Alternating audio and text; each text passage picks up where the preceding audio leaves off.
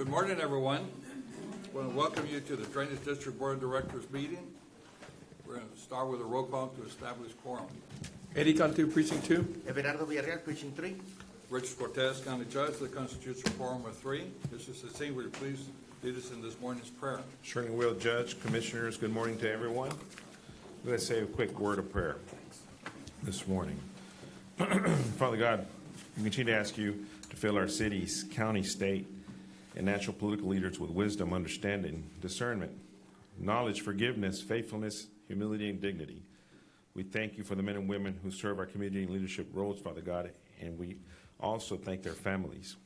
Continue to grant them peace when their work takes them away from their families. We continue to pray for this great judge and these great commissioners that you've appointed, Father God, to lead this great county of ours. We pray for our mayor, school board members, city council, police chiefs, district attorney, sheriff, judges, and all who serve our local communities. Grant them abundant wisdom, favor, increase their faith, and prepare them to pursue your excellence. Strengthen them with integrity and character to act righteously. Draw them to you and cause them to know and fulfill your purposes. Continue to place people in their paths that will provide scriptural, sound, and godly counsel, for without your counsel, their plans will go awry. Provide them with daily reminders of why they decide to dedicate their lives to public service, Father God, and use that commitment to encourage them. Deal with our leaders by keeping their hearts and motives pure. We ask you to make their hearts pliable, willing, and obedient to your will. Cause each of their lives to glorify your name. Father God, as we remember yesterday on Veterans Day, all that have served our great country, we continue to pray for your hand of grace and peace be with them and their families. Mark 12:28-31 tells us, one of the teachers of the law came and heard them debating, nothing that Jesus had given them a good answer. He asked him, of all the commandments, which is the most important? The most important one, answered Jesus, is this, hear, O Israel, the Lord our God is one. Love the Lord your God with all your heart and with all your soul and with all your mind and with all your strength. The second is this, love your neighbor as yourself. There is no commandment greater than these. Lord Jesus, where else can we turn each day but to you? One day we will make that final turn to you and it will last for all eternity. Yet as in everything else, you are the example and what we strive to be. Lord, help us today to achieve a single-hearted life. We were made to love you, and our hearts will restless until they rest in you. Instruct us in love for your that will be exercised in all we do today and every day of our lives until we surrender our hearts, souls, minds, and strength to you for all eternity. Lord, teach us to walk the way of generous love today and always. Scripture reminds us the more we seek you, the more we will find you. May we seek you in everything we do, and we always work as we're working for you. We ask all this in your Son, Jesus' name. Amen. Amen. Amen. Did anyone sign up for open forum? No, sir. Okay, we'll go to the consent agenda. Yes, sir, Judge. Consent agenda, approval, check register, all items that have been vetted by the ACD-1 team. It's in order, sir. Motion to approve. Second. All in favor say aye. Aye. Motion carries. Judge, if Thank- I may, Mr. Cecile. Thank you all for attending this morning's Drainage District meeting. I'm going to ask for a little, for the speaker, or when there's a speaker up at the podium, if the audience could please refrain from any discussion. If there is a discussion to be had, I ask that you please take that discussion outside, and when completed, come back in, as well as any cell phones. I'm asking that you please mute, silence, or turn off the phones. If you do have to have a phone call made or taken, please take that phone call outside. When completed, please return. Thank you. Thank you, Vali. If I may, sir, I'll move on to item 5, discussion update, ACD-1 General Manager. Relates to pending construction and ACD projects. Just want to announce that Region 15 is meeting December 15th, and they're looking at the second plan cycle for possible amendments or identify future projects for drainage.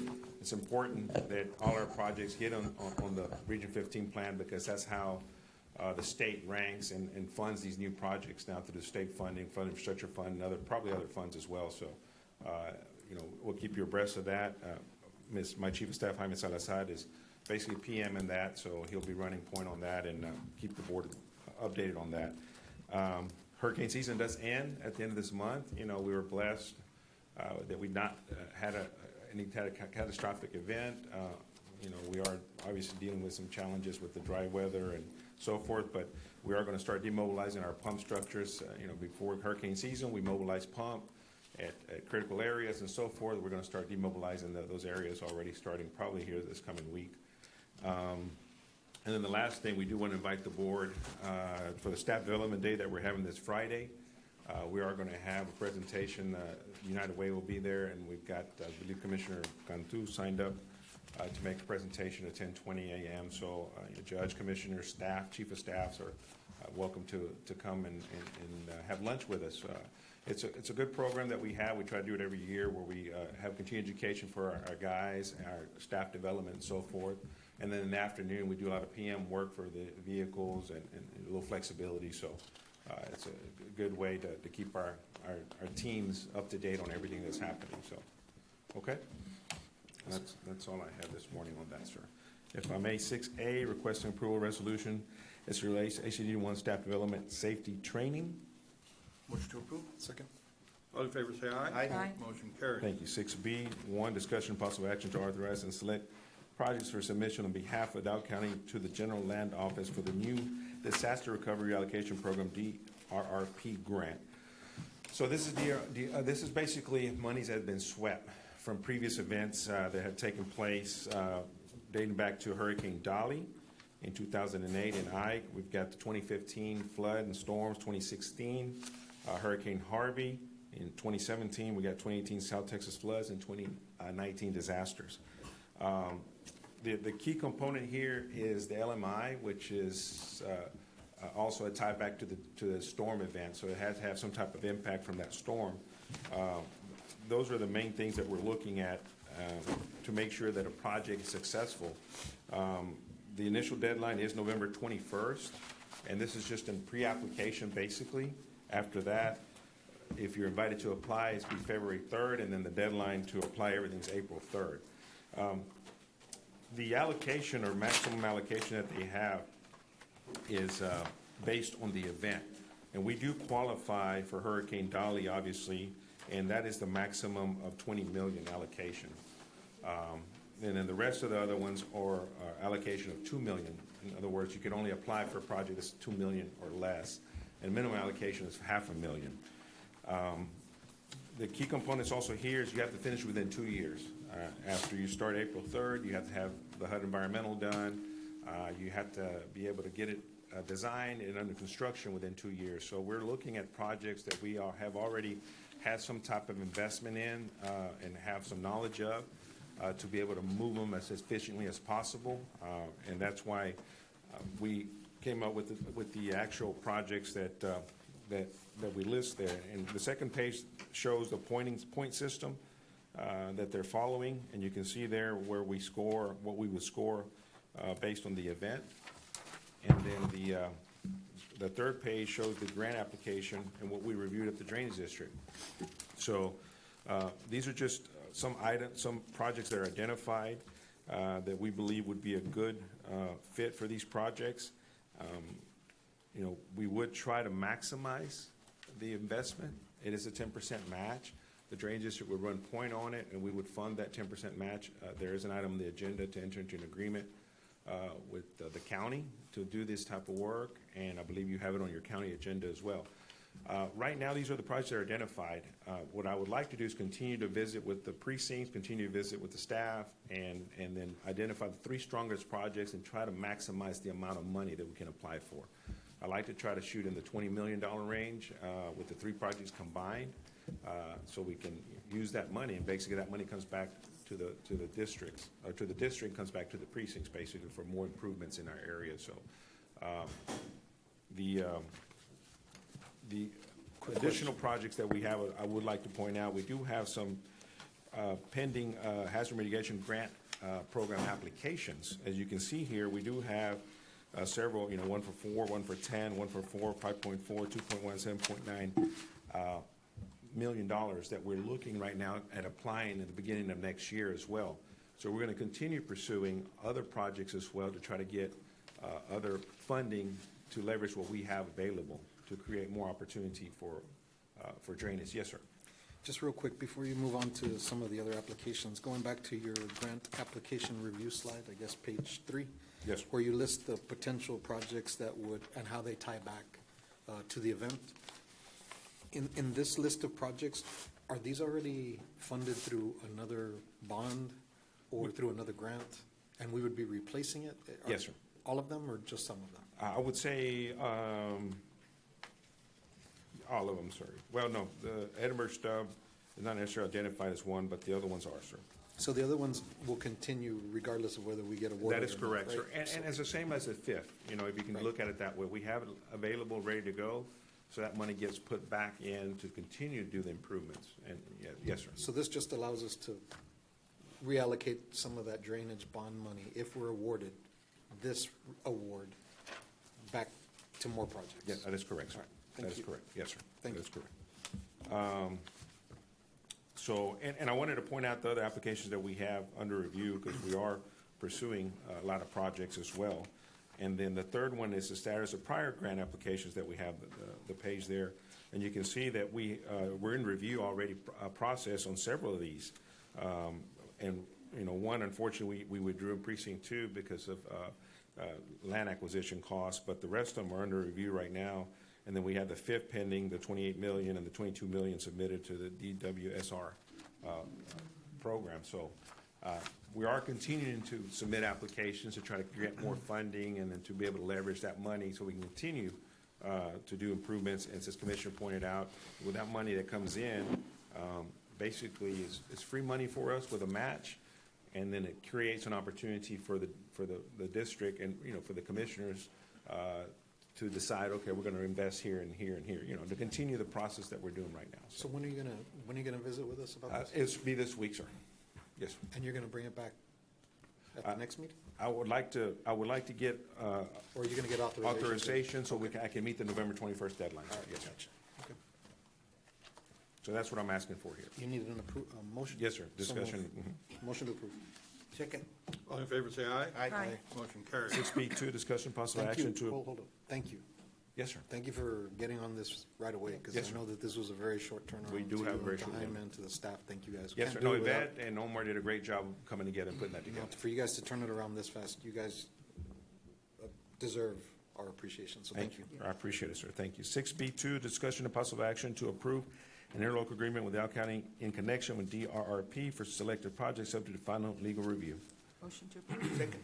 All in favor, say aye. Aye. Motion carries. Thank you. 6C, requesting approval to exercise district option to renew, extend the contract for fuel, gasoline, diesel on off-highway and with Oil Patch Fuel and Supply, Inc. for a one-year period under the same rates and conditions as stated in the contract. CACD 1-2307-1128, effective November 28, 2024 through November 27, 2025. So move. Second. All in favor, say aye. Aye. Motion carries. Thank you. 6D, requesting approval change order number 1 to modify project scope for the Curry Metal Drain, Curry Drain Metal Beam Guardrail Improvement Project, contract number CACD 1-2404600924, with Anacua Infrastructure LLC, as recommended by project engineer, Mr. Asadua from my office. Motion to approve. Second. All in favor, say aye. Aye. Motion carries. 6E, requesting approval change order number 1, reflecting an increase in the amount of 70,000 and 122 additional construction contract days for the project Ditch W0100 Gate Structure Improvements, contract number CACD 1-2300800404, Morwood LLC, as recommended by project engineer, Ms. Asadua from my office. Motion to approve. Second. All in favor, say aye. Aye. Motion carries. Thank you. It's F, approval of payment of invoice DD 28 in the amount of $103,408.05 from Dow County Precinct 1 for equipment and rental services, different project sites. Motion to approve. 35 in this at all? I'm Second. sorry? All in favor, say aye. Aye. No, this is work that we're doing in-house that we're, or working with your equipment. Thank you. Yes, sir. G1, approve application We had a payment. motion second. All in favor, Oh, say I'm aye. sorry, sir. Aye. Motion Sorry, carries. that was my fault. G1, approve application payment number 2 in the amount of $139,956.27 for RBM contract drainage construction contract CCD 1-23042B 0416 365 toll site outfall project engineer LNG. Motion to approve. Judge, Commissioners, is this 7G1? Yes. Did you do 7A too? No, we're still in This is 6. Oh, 6, I'm sorry, I'm on the wrong number. No, My that's all right. apologies. I'm just trying to. Ready? My apologies. 6G2. Okay. Oh, 6G2. I'm sorry, you got to take action. Motion to approve. Second. All in favor, say aye. Aye. Motion Thank carries. you. 6G2, approve application permit number 3 in the amount of $244,427.92 for RBM Construction for construction contract CACD 123-042B 0416 365 toll site outfall, project engineer LNG. So moved. Second. All in favor, say aye. Aye. Motion carries. 7A1, discussion approval and downtown transition 1 of the resolution recognizing the necessity of acquiring easements or rights of right way or fee title in connection with the construction of the B1819 Mid-Valley Airport project in Dow County, Texas, and authorizing the acquisition of said easements or right-of-ways or fee title described in the resolution exhibits there by condemnation, eminent domain, or otherwise single vote shall apply to all units of property described in said resolution. Motion to approve. Second. All in favor, say aye. Aye. Motion carries. 7A2, discussion approval in Downtown Transition 1 of resolution recognizing the necessity of acquiring easements or right-of-way or fee title in connection with the construction of B1835 Southwest Westaco project, Dow County, Texas, authorizing acquisition of said easements or right-of-way or fee title described in the resolution and exhibits thereto by condemnation, eminent domain, or otherwise, single vote shall apply to all units of property described in said resolution. Judge, Commissioners, for the record, Commissioner Fuentes will be abstaining from any discussion and/or action. Thank you. Motion to approve. Second. All in favor, say aye. Aye. Motion carries. Let the record show Commissioner Fuentes abstained from any action or discussion on this item. Thank you. 7B, requesting approval of closing documents for parcel 22 RDF 2 as it relates to project 22, 2018 drain bonds program, mile 11 North, FM 1015 project, and authority of chairman of the board to execute documents on the pending final legal review. So moved. Second. All in favor, say aye. Aye. Motion carries. 7C, requesting approval of supplemental agreement number 4, the professional engineering service agreement in the work session with BDZ Engineering LLC for the project South Eye Road Detention 2018 bond referendum project 33, CACD 119-080-0324 to reflect a revised Exhibit D work schedule with an extended termination date of March 31st, 2025, subject to final review and compliance with House Bill 1295. So moved. Second. All in favor, say aye. Aye. Motion carries. Thank you. 7D, requesting approval of supplemental agreement number 4, the professional engineering service agreement, the work session number 1 for the project East Mercedes 2018 bond referendum project number 10A, contract CACD 119-005-0409 with Mellon Hunt Inc. to reflect their revised Exhibit D's work schedule and with an extended termination date of April 30th, 2026 of legal review and compliance House Bill 1295. Motion to approve. Second. All in favor, say aye. Aye. Motion carries. Thank you. 7E, requesting approval of supplemental agreement number 6 to the professional engineering service agreement to the workstation number 1 for the project Mile 10 North and Baseline Road 2018 bond referendum project number 20, CACD 119-02-10326 with Continue Handling Associates Inc. to reflect the revised Exhibit D work schedule with an extended termination date of May 31st, 2025, subject to final review and compliance House Bill 1295. So moved. Second. All in favor, say aye. Aye. Motion carries. Thank you. 7F, requesting approval of supplemental agreement number 4, the professional engineering service agreement and the work session with LNG Consulting Engineers LLC for the project Mission Lateral 2018 bond referendum project number 26, CACD 119-013-0526 to reflect the revised Exhibit D work schedule with an extended termination date of November 25th, 2025, subject to final review and compliance House Bill 1295. Motion to approve. Second. All in favor, say aye. Aye. Motion carries. 7G1, request approval to accept bids and award construction contract with the lowest most responsive bidder, Morwell LLC, in the total amount of $1,035,908.52 for the project Southwest Westaco Phase 3A, IBW Structure 105AL 2018 bond referendum project number 35, RFB number ACD 124-055-1030 ESZ, as recommended the project engineer S2 Engineering PLC, subject to legal review and compliance House Bill 1295. Judge, Commissioners, for the record, Commissioner Fuentes will be abstaining from any discussion and/or action. Thank you. Motion approved. Second. All in favor, say aye. Aye. Motion carries. Let the record show Commissioner Fuentes abstained from any discussion or action on this item. Okay. 7G2, pursuant to the Texas Water Code 49273I, requesting authority of the Drainage District General Manager to approve change orders that involve an increase or decrease of cost of $50,000 or less and in no event exceed the change order statutory requirements. So moved. Second. All in favor, say aye. Aye. Motion carries. 7H1, approve and accept the certificate of session completion, certificate of construction completion from Half and Associates pertaining to construction contract CACD 121-054-1208, Precinct 1, Mile 9 North and FM 1015. So moved. Second. All in favor, say aye. Aye.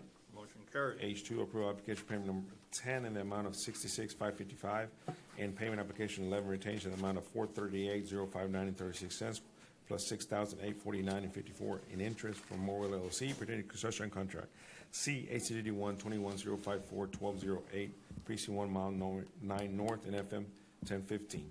So move. Second. All in favor, say aye. Aye. Motion carried. Thank you. 7I1, approve application payment number 2 in the amount of $148,378.50 from Morwell LLC pertaining to construction contract number C ACDD 123-04902, 20 Mile 4 Road in Minnesota.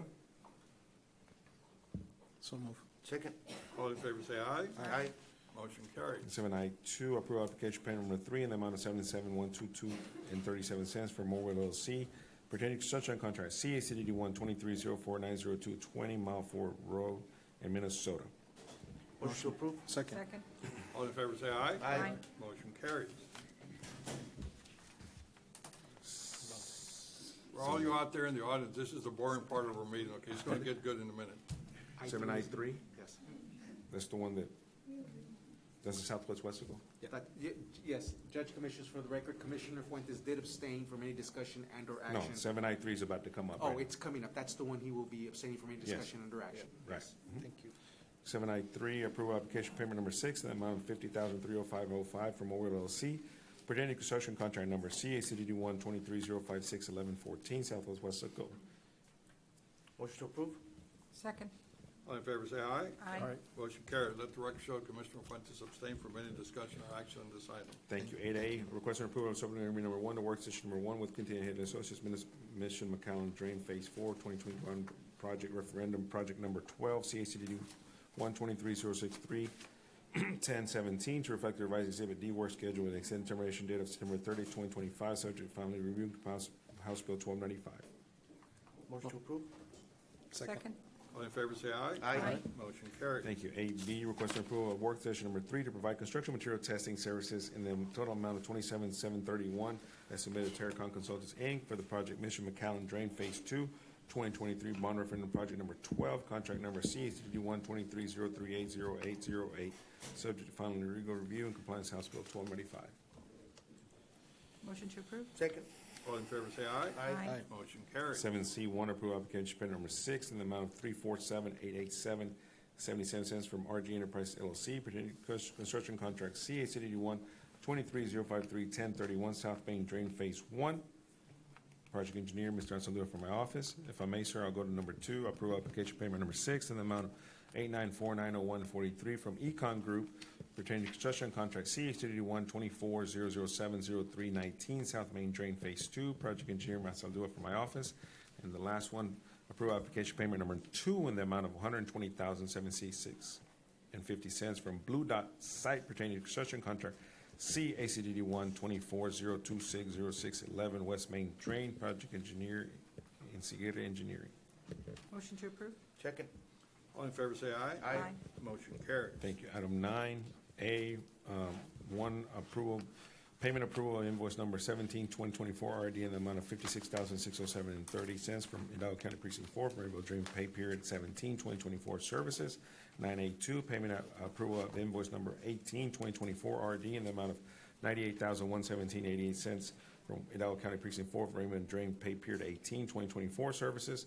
And 9A3, payment approval invoice number 19-2024 RD in the amount of $47,924.97 from Hidalgo County Precinct 4 for Rainbow Drain Pay Period 19-2024 services.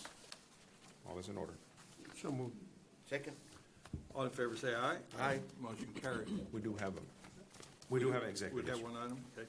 Pursuant to subchapter D of chapter 501 of Texas Government Code, we'll be retiring to closed session to discuss items related to code section 551.072 or 551.074.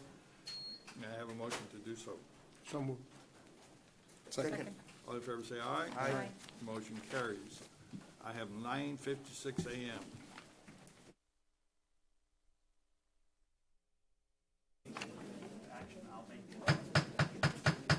Okay, we're back from closed session. We do have some action items. Yes, Judge. On item 11A, action is needed to authorize Mr. Sassine to proceed as discussed in the closed meeting with respect to the real estate acquisition. So moved. Second. All in favor, say aye. Aye. Judge, Commissioners, for the record, Commissioner Fuentes will be abstaining from any discussion under action. This item. Motion carried. Let the record show that Commissioner Fuentes stepped out of the room, did not participate in any discussion or action on that item. Thank you. There's nothing further. I have a motion to adjourn. Motion made. Second. We are adjourned. Now, I would like to call the Commissioners' Court meeting to order. We'll start with a roll call to establish quorum. Good morning, David Fuentes, Precinct 1. Eddie Cantor, Precinct 2. Everardo Villarreal, Precinct 3. Richard Cortez, County Judge, and we have Commissioner Flores will come out in a minute. That constitutes a quorum. Today, we're honored to have U.S. Army veteran, Ambrosio Tovar. He reached the rank of E4, served from 1974 to 1977, and he's worked in our procurement department here at the county. And we thank you for his service. Ambrosio?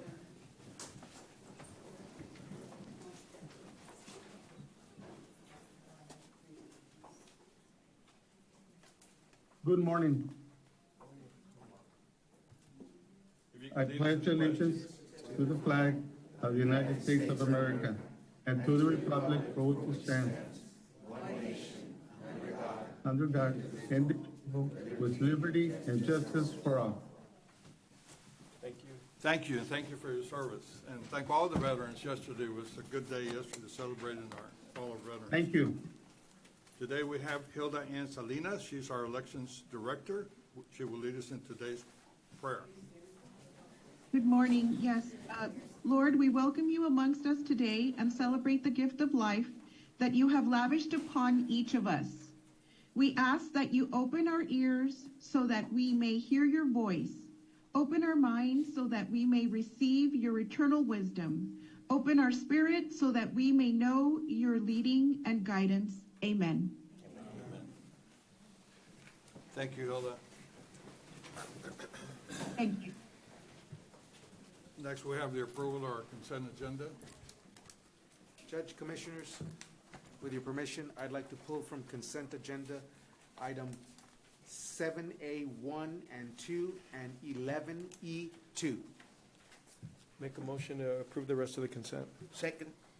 All in favor, say aye. Aye. Motion carries. Thank you. Judge, Commissioners, for the record, consent agenda items 7A 1 and 2, Commissioner Fuentes will be abstaining from any discussion and/or action. If I could have a motion, I make a please. motion to approve. Second. All in favor, say aye. Aye. Motion carries. Let the record show that Commissioner Fuentes abstained from any action or discussion on items 7A 1 and 2. Thank you. Thank you. Consent agenda item 11E 2, for the record, Commissioner Villarreal will be abstaining from any discussion and/or action. Motion to approve. Second. All in favor, say aye. Aye. Motion carries. Next time, we're going to go to awards and recognitions.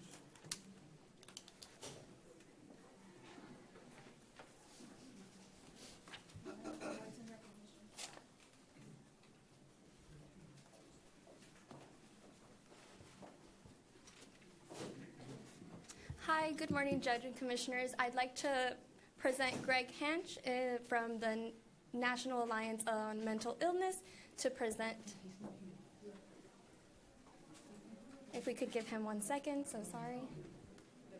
Oh, yes, we have Greg Hanch here from the National Alliance on Mental Illness.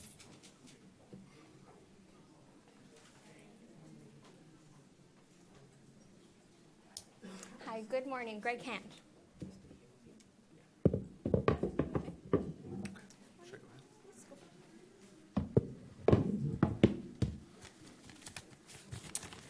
Good morning. My name is Greg Hanch. I serve as the Executive Director of NAMI Texas, which is the Texas affiliate of the National Alliance on Mental Illness. And it is my honor to be here with you today to present Judge Cortez with the NAMI Texas Champion of the Cause Award. I'd like to begin by telling you a little bit about NAMI Texas and then talk about the award. NAMI Texas is a nonprofit organization founded by volunteers in 1984. We are part of the nation's largest grassroots network dedicated to building better lives for the millions of Americans affected by mental illness. Our purpose is to improve the quality of life of individuals and families affected by mental health conditions. We have 25 local NAMI affiliate chapters across the state. To address the mental health needs of Texans, we and our local affiliate organizations offer a variety of education and support programs for individuals living with mental illness, family members, friends, professionals, and the community at large. Our programs are all led by people with lived experience, in that every program for family members is led by family members, and every program for individuals with mental illness is led by individuals with mental illness. People who attend our programs receive critical knowledge, skills training, support, and the opportunity to share their experiences. These programs are all offered free of charge, and many are offered online or on demand. We also engage in broader community awareness efforts to bring mental illness out of the shadows and eradicate stigma and discrimination affecting individuals with mental illness. We provide resource referrals and warm line services for Texans needing to be pointed in the right direction or someone to listen. We have a strong identity as an advocacy organization, playing a significant role in the development of mental health legislation at all levels of government. And we provide one of the leading mental health conferences in the state, providing a unified learning environment for individuals, family members, mental health professionals, and the broader mental health community. This past weekend, we celebrated our 40th anniversary with a tremendously well-received conference in El Paso, our first ever in West Texas, and our first ever on the border. I'm happy to report that South Texas, and I mean the real South Texas, is very much on our radar for future conferences. Now, while I'm on the topic of South Texas, I want to mention that NAMI in the Valley is on a major upswing. NAMI in the Valley has a proud, storied history, but every nonprofit organization that is largely volunteer-led is going to ebb and flow. Over the last year, new leadership has emerged to bring NAMI in the Valley back to previous service levels and beyond. We are working with some very committed people in your community to make this happen. Hidalgo County residents would benefit greatly from an active, engaged NAMI presence. We are excited for what the future holds on that. Now for the award. It is my great honor to present Judge Richard Cortez with the 2024 NAMI Texas Champion of the Cause Award. This award is given for extraordinary leadership and service to the cause of mental health over many years. We only give this award out when we observe a rare form of visionary leadership. It is not one of our regular annual awards. In fact, we most recently gave this award in 2021 to then State Senator Jane Nelson. As chair of the Texas Senate Finance Committee from 2013 to 2022, Senator Nelson was transformational in spearheading the investment of hundreds of millions of new dollars in funding for mental health services. So as I present this award, please be aware of the context. This is the caliber of leadership that we're talking about. It is rare that a true trailblazer comes along, especially in a time when the challenges of mental health stigma still persist. But in this county, there is someone who is making a real difference, someone who understands that addressing access to care and breaking down stigma requires tenacity, partnership, and hard work. Judge Cortez has open minds, fought relentlessly for funding, and worked tirelessly with local businesses and law enforcement to dismantle the social inequities that have such significant impacts on mental health. He infused over 100 trauma-trained therapists throughout the county, held mental wellness youth camps on various school campuses, and raised mental health awareness throughout the community. His convening of community leaders to address social determinants of health is a powerful recognition that we must go upstream to address barriers and inequities. One community leader is quoted as saying, "Richard Cortez has done more to decrease stigma and bring awareness to the importance of mental health services than any county judge in the last 20 years. For him, it is not just a buzzword for a campaign effort. The issue is something he is passionate about, and his dedication to making positive change is obvious. There have been many advances in mental health services while he has been county judge." Another community leader said, "Forming an active, collaborative, comprehensive mental health coalition was one of Hidalgo County Judge Richard Cortez's top priorities when he took office. We now have the coalition he envisioned, and it has impacted Hidalgo County in immeasurable ways through mental health, through middle school mental health camps, EMDR certification cohorts, community events, and more. We don't whisper about mental health anymore in Hidalgo County. Now we talk openly about it and we take action." One trauma-trained therapist said, "I cannot begin to explain the tremendous impact I know this investment will bring our community of Hidalgo County. Your initiative gave me the opportunity of a lifetime to step away from my campus and gain skills that students, parents, and teachers will be able to benefit from.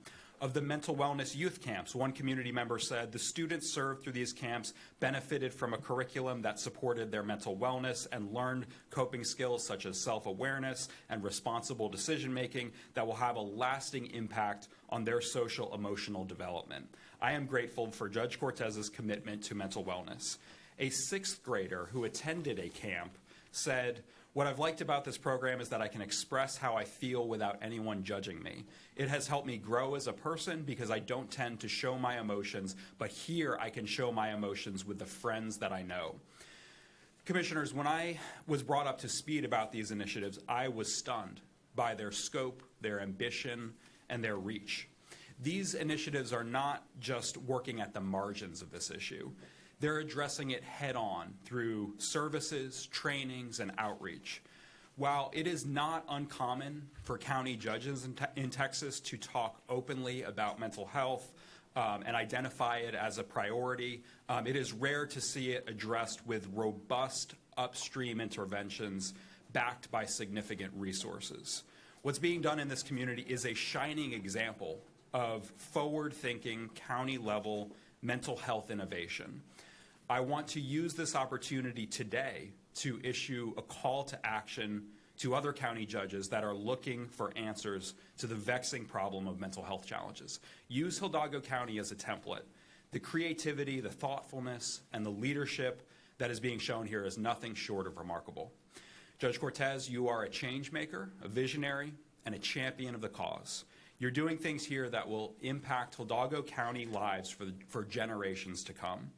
And if I do my job correctly, you will impact lives outside of Hidalgo County as well, because NAMI Texas and the broader Texas mental health community needs to rally around your efforts and spread them around the state. I represent a statewide mental health organization in a state with 254 counties.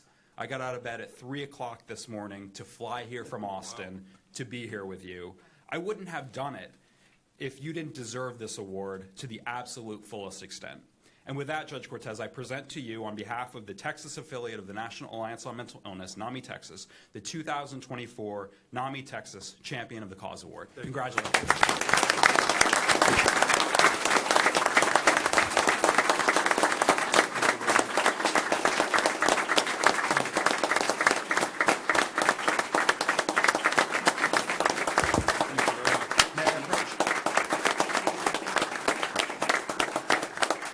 Well, on behalf of all the professionals, the staff, and the volunteers that really do the actual work in all of this, I gladly accept this, and I hope that we will soon have a chapter here locally. You know, this is a serious issue that we must deal with. One out of every 5 families deal with this, and it's a tremendous hardship. But having people like you, they're ready to serve, is going to define what kind of beautiful community we have. So on their behalf, I gladly accept this recognition. Thank you very much. Thank you.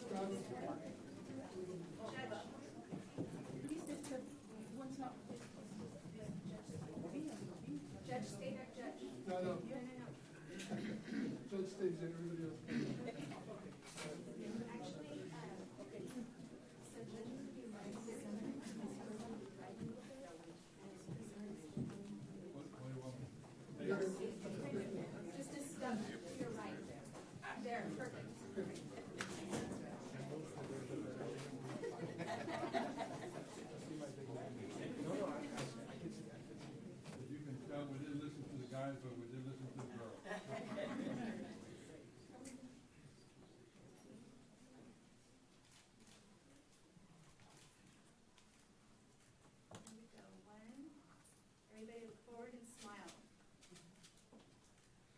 puppies are looking at each other. Got it. Thank you. Thank you all. Just let you two alone.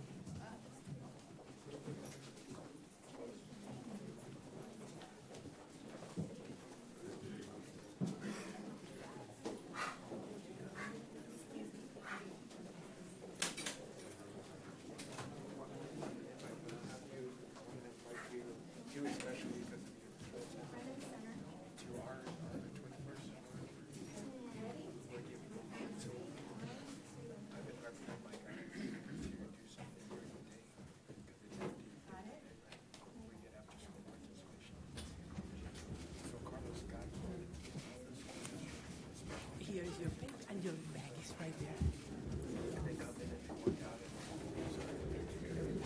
Right here. This right there. This step. Right here. You use this.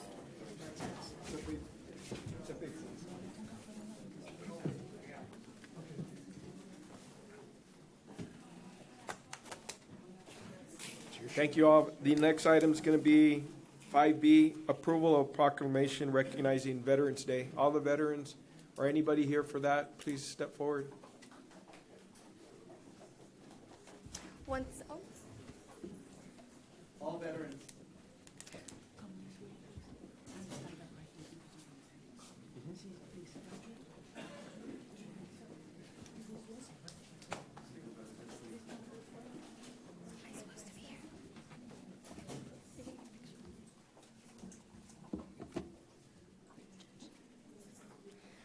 once again, good morning, Judge and Commissioners. Proclamation recognizing Veterans Day. Whereas the end of World War I is marked by the cessation of hostilities at the 11th hour on the 11th day of the 11th month, a moment that has been referred to as the end of the war to end all wars. And whereas in 1919, President Woodrow Wilson proclaimed November 11th the first Armistice Day to honor those who fought in World War I. Then in 1954, President Dwight Eisenhower signed legislation changing the name of this holiday to Veterans Day, saying he did so in order that a grateful nation might pay appropriate homage to the veterans of its wars who have contributed so much to the preservation of this nation. And whereas this day reflects our nation's deep gratitude for veterans of all wars and conflicts who have upheld the values of freedom, justice, and democracy through their service. And whereas Veterans Day provides an opportunity to recognize the dedication, resilience, and courage of veterans and remind us of the importance of ensuring they receive the support and care they deserve. And whereas many veterans face unique physical and mental health challenges as a result of their service, and it is our duty to support their well-being through accessible resources and understanding. And whereas our country remains indebted to veterans who have given so much in their service to protect and preserve our way of life. Now, therefore, be it proclaimed that the Hidalgo County Commissioners Court does hereby recognize November 11th, 2024 as Veterans Day and encourages all citizens to honor our veterans with respect, gratitude, as well as acknowledge their extraordinary legacy of courage and commitment. Approved this day of November 2024. So move. Second. All in favor, say aye. Aye. Motion carries.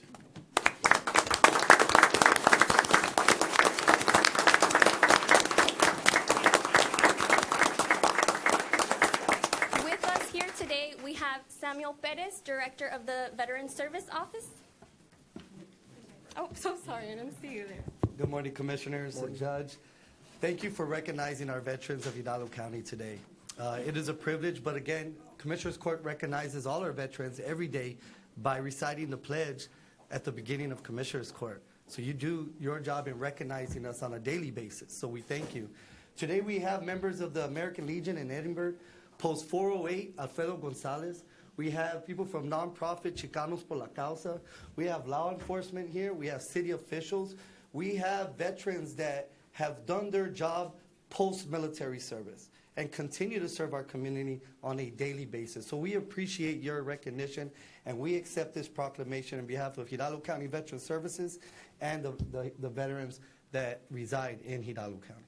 Thank you. Awesome. Thank you, sir. Thank you all.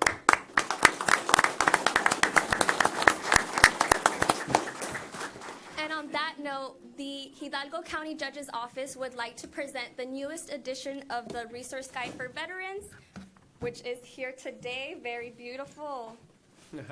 Awesome. Okay, thank you guys. Picture. Yes.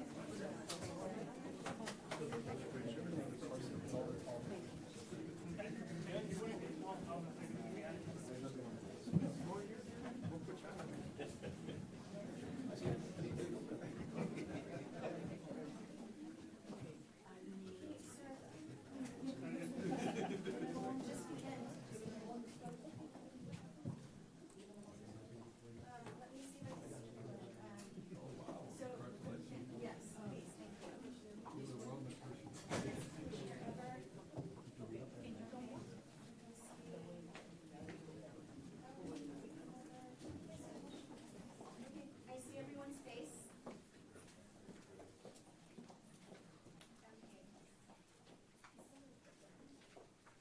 All right, please. Forward and smile. Hold it up, sir, please. Thank you. 1, 2, and 3. Got it.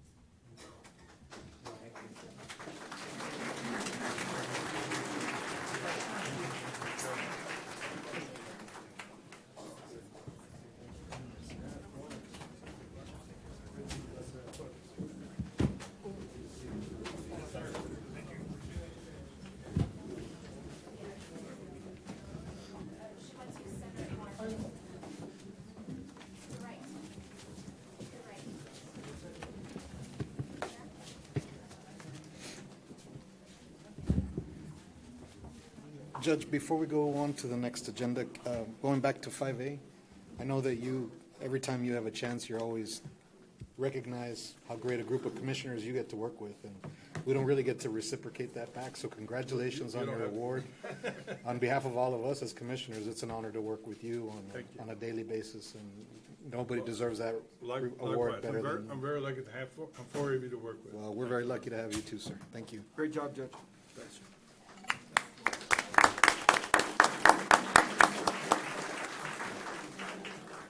All right, my favorite kind of people next.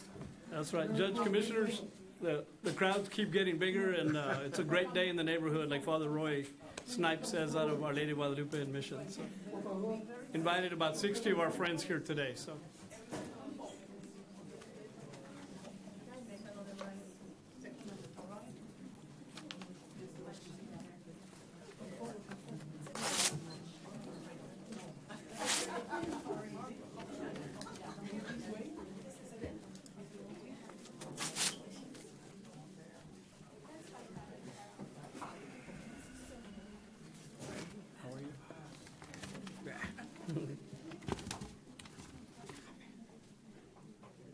Judge, Commissioners, item 5C is proclamation honoring the dedication.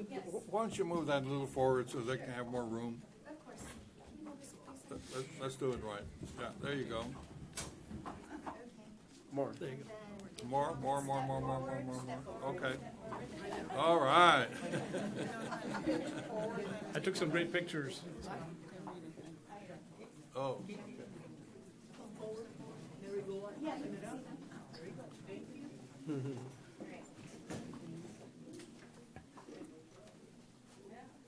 Judge, Commissioners, I'm Jaime Longoria, the Executive Director of the Hidalgo County Community Service Agency. I've invited about 60 of our friends here today for item 5C, is proclamation honoring the dedication and service of the AmeriCorps senior volunteers. Judge Commissioners, as you well know, Hidalgo County Community Service Agency and the County of Hidalgo is proud to sponsor the TRIO programs across a three-county area, Hidalgo, Willacy, and Cameron County. So the AmeriCorps Retired Senior Volunteers, the Senior Companion Program, and the Foster Grandparents Program provide services in a variety of capacities across all of South Texas. We're proud to be here today to honor the service of all of these folks who have retired, who had a full career, and then came back to give even more to the community. So with your permission, Commissioners and Judge, I'd like to read the proclamation Please. honoring their service. So it's proclamation honoring AmeriCorps seniors.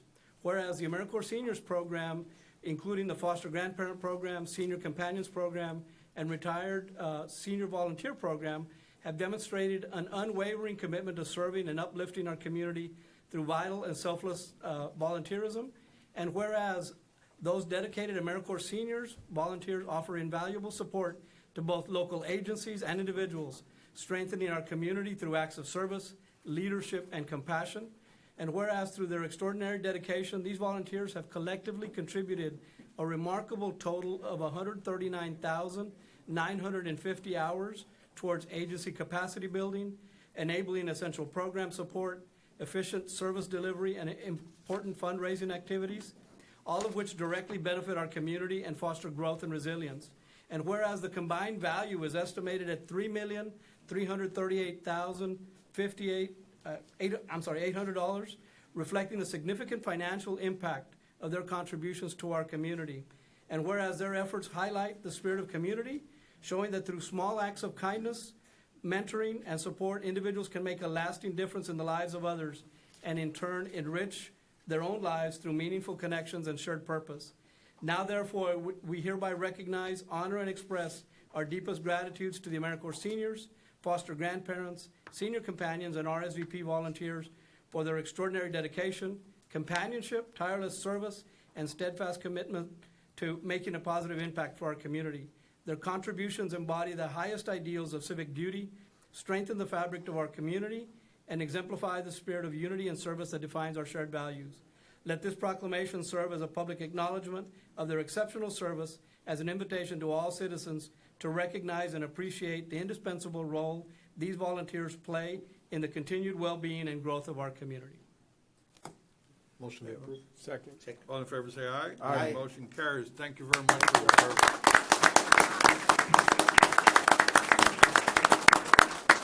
Judge, here to say a few words, Commissioners. We have three individuals who just want to say a few words. Ms. Roseanne Ocañas, Senior Companion Volunteer, Maria M. Lopez, a Foster Grandparent Volunteer, and Octavia Hernandez, a Senior Companion Volunteer. So I give you Ms. Ocañas. Well, it's just my opportunity to thank you.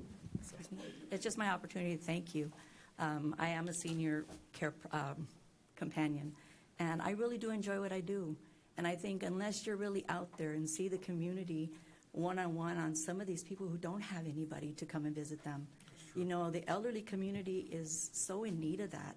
And allowing us to do this is a big, big, big thanks, because I know a lot of people need help. I mean, not even, well, actually, mentally, physically, emotionally, it's awesome. I love this program. And it's even made a benefit to me. I'm 61 years old. And being able to go out into the community, I mean, you get depressed after a while, you know? And it's just been really nice. And I thank you very much for helping us out. Thank you. Awesome. Thank you.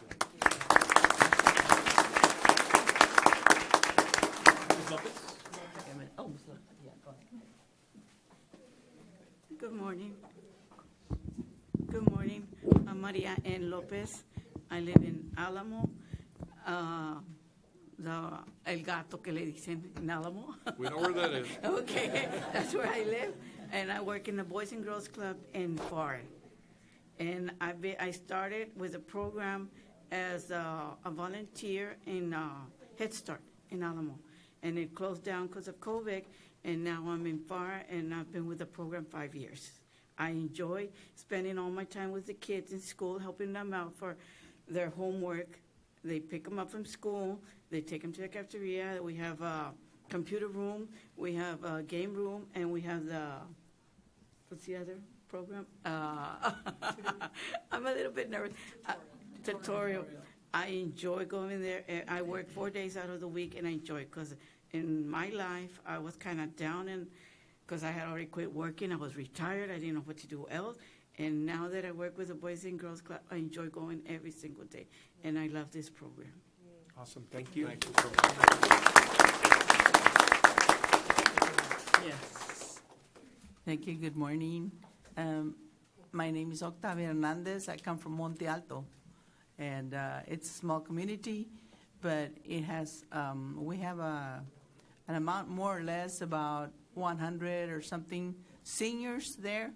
I'm included there. I was going into a depression, but when I heard about, they invited me for this program, and I am so glad that I accepted this job or this opportunity to work with these people that I communicate with. They're lonely at home, family's not around, and so all they need is companion and someone to talk to and someone to listen to them. So I am glad to be part of this group here, and it also helped me. I was falling into a depression, so this gave me energy, a purpose in life, and it's a blessing. Thank you.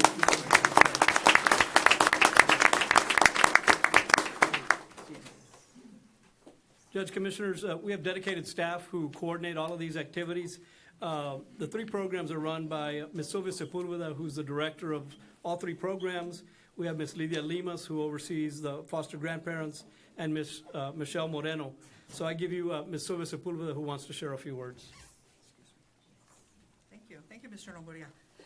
Good morning, Commissioners, Judge, Administration. I'm very happy to be here to recognize the volunteers for their hard work. They do work Monday through Friday. Many times the clients and the children want them to work Saturday and Sunday. And we're like, no, they need to rest. But I just wanted to share the commitment, the level of commitment that they show on a daily basis. They're never absent. They're never late. They always want to do more. When there's an event in the communities, they want to be the first to volunteer and provide support. We work with the vulnerable population, the children, the elderly, which need a lot of help. And it's only a small percentage in our counties that we help. If we were to grow larger, and that's our hope, then we would be able to help more individuals in the community. The stats are, we're at about 500 volunteers and growing on a daily basis. They recruit, we recruit, everybody recruits everywhere we go. We're serving over, I want to say, 2,000 children across the valley. And they're picked up by mom and dad at about 7:30 from the Boys and Girls Club. And they rely on the foster grandparents. The elderly, we have up to about 150 that are receiving the service Monday through Friday. So the impact that they're providing for our communities are enormous. And we want to take the time to thank them, to thank Mr. Longoria for supporting our programs, to thank you for continuing to support our programs, because it is making a positive impact. I thank you. Oh, thank you so much. Thank you, Judge and Commissioners, for honoring them today.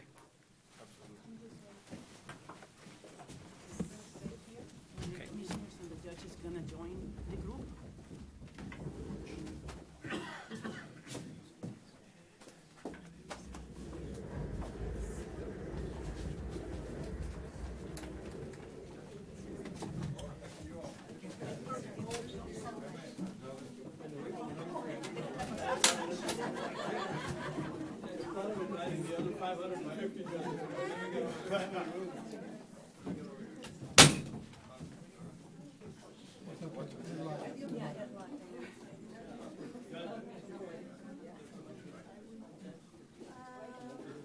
Okay, I need to be able to see the commissioners. Ms. Torres, yes, Ms. Torres. Commissioner, I need to be able to see you, and you get cut off here. And so does Commissioner Ever. Cheerleader. Okay, I see. That looks good. Okay. Ready? On the count of 3. Everybody look forward and smile. 1, 2, and 3. Thank you.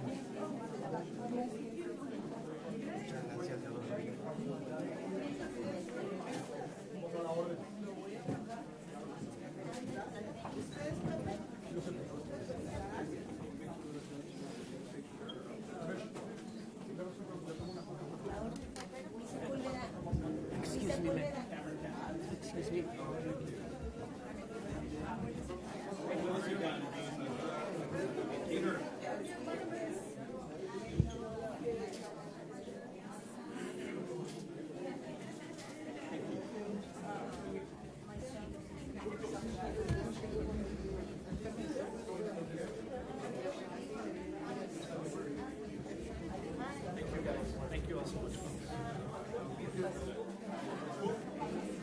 Right here.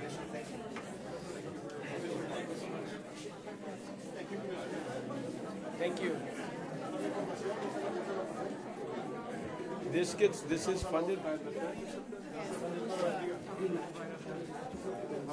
Maybe Karen, maybe nobody.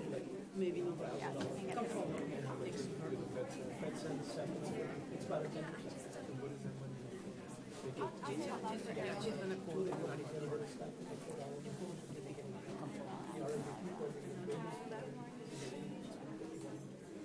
Well, we need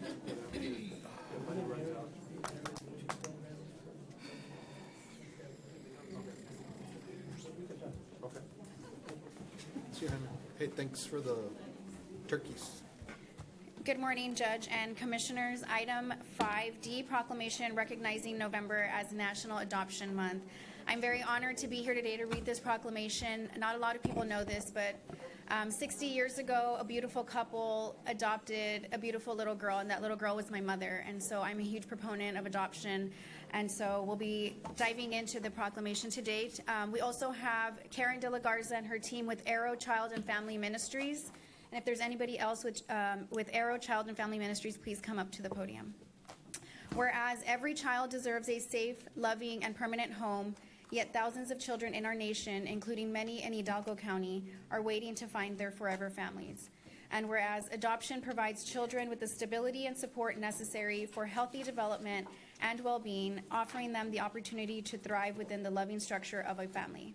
And whereas National Adoption Month, observed every November, provides an opportunity to raise awareness about the urgent need for adoptive families and children in foster care, especially for older youth, siblings, and children with special needs who often wait the longest time for placement. And whereas dedicated individuals and families in Hidalgo County open their hearts and homes, giving adopted children a sense of belonging, acceptance, and unconditional love, which are essential for building a bright future. And whereas Hidalgo County Precinct 2 Commissioner Eddie Cantu and the entire Hidalgo Commissioners Court recognize the dedication of the professionals, social workers, advocates, and community organizations who work tirelessly to support children in the foster care system and promote the importance of adoption. And whereas we commend the adoptive families who, through their compassion and commitment, serve as an inspiration to others and bring hope to children in need. And now, therefore, be it resolved that the Hidalgo County Commissioners Court hereby proclaims the month of November 2024 as National Adoption Month in Hidalgo County, Texas, and calls upon all citizens to recognize the critical role of adoption in providing every child with the opportunity for a permanent and nurturing family. Approved this 12th day of November. So moved. Second. All in favor, say aye. Aye. Motion carries. Thank you very much for your service. Ms. Karen De La Garza will say a few words. Well, first of all, thank you all for having me, and I am part of a small part of a large community where every day we play an important role in the lives of children in need. Currently, there are children in need of adoptive homes, and we are continuing to raise that awareness and educate about those needs. We bring this upon as a call to the Rio Grande Valley, as there's something that everyone can do, and we hope that this is a call to action. Thank you, Commissioners, and thank you, Judge, for allowing us to continue to raise awareness for Adoption Awareness Month. Thank you. What's the name of your organization? What's the name of your organization? Arrow Child and Family Ministries. And you have a website? Yes, it's www.arrow.org. Okay. So it's a branch of a national? Yeah, so we're a child placing agency, and we are throughout 12 cities throughout Texas. Awesome. Yeah. Thanks for being Thank you. Thank you so much. Thank you.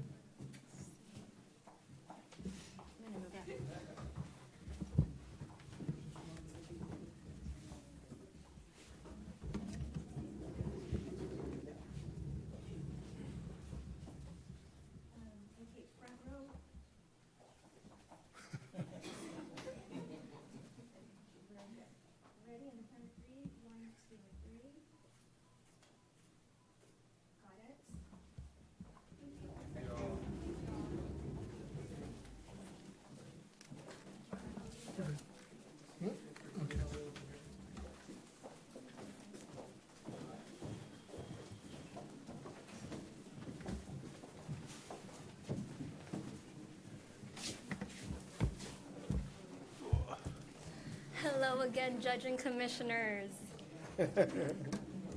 Proclamation declaring November 18th, 2024, National Injury Prevention Month. Day. Whereas injuries are the leading cause of death and disability to U.S. children ages 1 to 18, and whereas injury rates in young Texans are higher than the national average, and the rate of death in children by injury is higher in Texas than the rest of the country. And whereas the County of Hidalgo is committed to creating a safe environment contributing to the well-being of our children, and whereas parents, caregivers, and community members must safeguard children from preventable or avoidable injuries, and whereas EMS, first responders, law enforcement, hospitals, advocates, state agencies, and community organizations are committed to their crucial role in reducing injuries and deaths by promoting safe practices, and whereas National Injury Prevention Day raises awareness and promotes efforts to reduce injuries among children, and the Hidalgo County Criminal District Attorney's Office commends the City of Alton Fire and Police Department, the Hidalgo County Constable's Office Precinct 4, City of FAR EMS, Fire and Police Department, and all involved in their endeavor to protect children from injury in the Safe Kids Injury Prevention events being held in Hidalgo County. Now, therefore, be it proclaimed that the Hidalgo County Commissioners Court does hereby declare November 18th, 2024 as National Injury Prevention Day, and encourages the citizens of Hidalgo County to educate themselves on injury prevention and pass on that knowledge to younger generations of Hidalgo County residents. Approved this 12th day of November, 2024. Motion approved. Second. With us here today, we have Ms. Rosie Martinez, Victims Hold on. Unit. We have a motion to second to approve. All in favor, say aye. Aye. Motion carries. Thank you very much.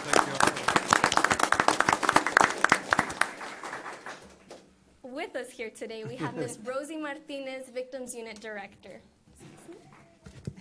Judge, Commissioners, again, thank you for the support that you give us. We've been hosting events throughout the county, different cities, safe injury prevention events for kids, and we're covering a lot of possible ways to prevent injuries, including crime, online crime, anything that can happen to a child. So we have learned that prevention works, And we are tired as a community to be working in the aftermath of the situation because all of us here as first responders deal with the aftermath after an injury happened. So we're taking a proactive approach to trying to prevent kids becoming injured. And I have a group of, awesome people that follow our prevention campaign, and we commend the county for taking that active role because it does matter, it works, and we know we've been doing it for years, and by the time it gets to us in the DA's office, it's too late. We need to prevent that from happening. We need to prevent those injuries from happening in the first place, so we have joined forces, not just with law enforcement, but with first responders, EMS, fire, hospitals, emergency departments, anywhere that a child can possibly go if they're injured. So I'm going to pass it down to Fire Chief Gustavo Ramirez, who's leading the efforts. Judge, Commissioners, thank you all for this proclamation. As Ms. Rossi mentioned, a few months ago we started this endeavor about doing an injury prevention event where we partner up with DA's office, the first responder community, the hospitals, other nonprofit organizations, and we did this event where we did awareness for hundreds of kids. We gave helmets, we gave bicycle lights, and not only that, but we also did a gun safety awareness, head injury awareness, and it was very successful. And I'm very pleased to inform you that now it's spread through other parts of the county, and we're trying to keep our Hidalgo County community safe and preventing injury. We're being very Thank you so much for that. And just an announcement, November 18th, which is the actual Injury Prevention Day nationally, we're going to be at the FAR Event Center hosting another Safe Kids event, and we're going to have a lot of information there available for parents. It's totally free. We're also going to give out turkeys because it's close to Thanksgiving, and the fire department is going to do a safety class on frying turkeys because we've heard that causes a lot of fires. So this is an effort to prevent any type of injury that can happen to a child. Well, again, thank you so much for all you do.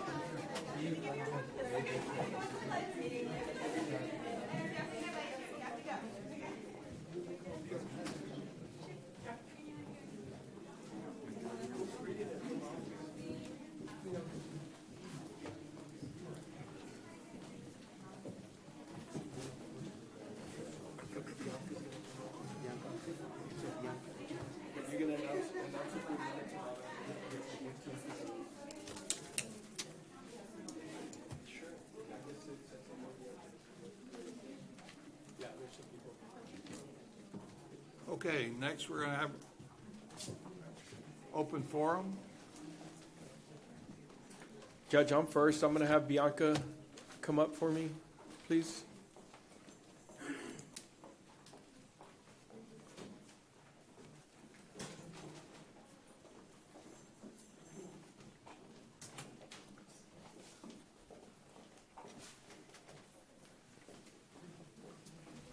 Anybody here on Substance Abuse Month or Prevention Month?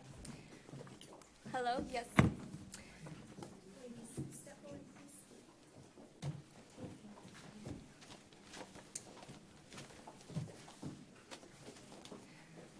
proclamation declaring October National Substance Use Prevention Month, whereas in 2011, the first presidential proclamation designating October as National Substance Abuse Prevention Month, now referred to as National Substance Use Prevention Month, was issued in honor of those working to prevent substance misuse in our communities and to rededicate ourselves to building safer, healthier communities. And whereas substance misuse touches all aspects of a community and typically begins at an early age, 9 out of 10 people who misuse nicotine, alcohol, or other drugs begin using these substances before they are 18-year-old. And whereas people who start using addictive substances before the age of 15 are nearly 7 times likelier to develop a substance use disorder than those who delay first use until they are 21 or older. And whereas through community-based efforts, we can strengthen the foundational support systems that deter our community's young people from their drug consumption and improve academic performances, work readiness, and personal wellness. And whereas, in an effort to dispel myths that young people have about underage drinking and other substance abuse, Behavioral Health Solutions of South Texas partnered with local law enforcement, health providers, businesses, schools, colleges, parents, housing authorities, and youth to educate the community. Now, therefore, be it proclaimed that the Hidalgo County Commissioners Court does hereby declare October as National Substance Use Prevention Month and encourages Hidalgo County residents to attend scheduled awareness and education events to help foster a healthier Hidalgo County. Approved this 12th day of November, 2024. So moved. Second. All in favor, say aye. Aye. Motion carries. Thank you, sir. With us here today, we have Ms. Roxana Hinojosa.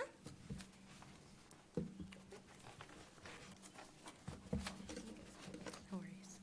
Good morning. Thank you, Judge, Commissioners, Ms. Patricia Lerma, and Mr. Cantu and your precinct for helping us bring this proclamation forward today. My name is Roxana Hinojosa, and I am here on behalf of the Unidad Coalition as part of Behavioral Health Solutions of South Texas. For me and for many of us, this isn't just a job. This is a personal commitment not only to the health but to the safety of our community.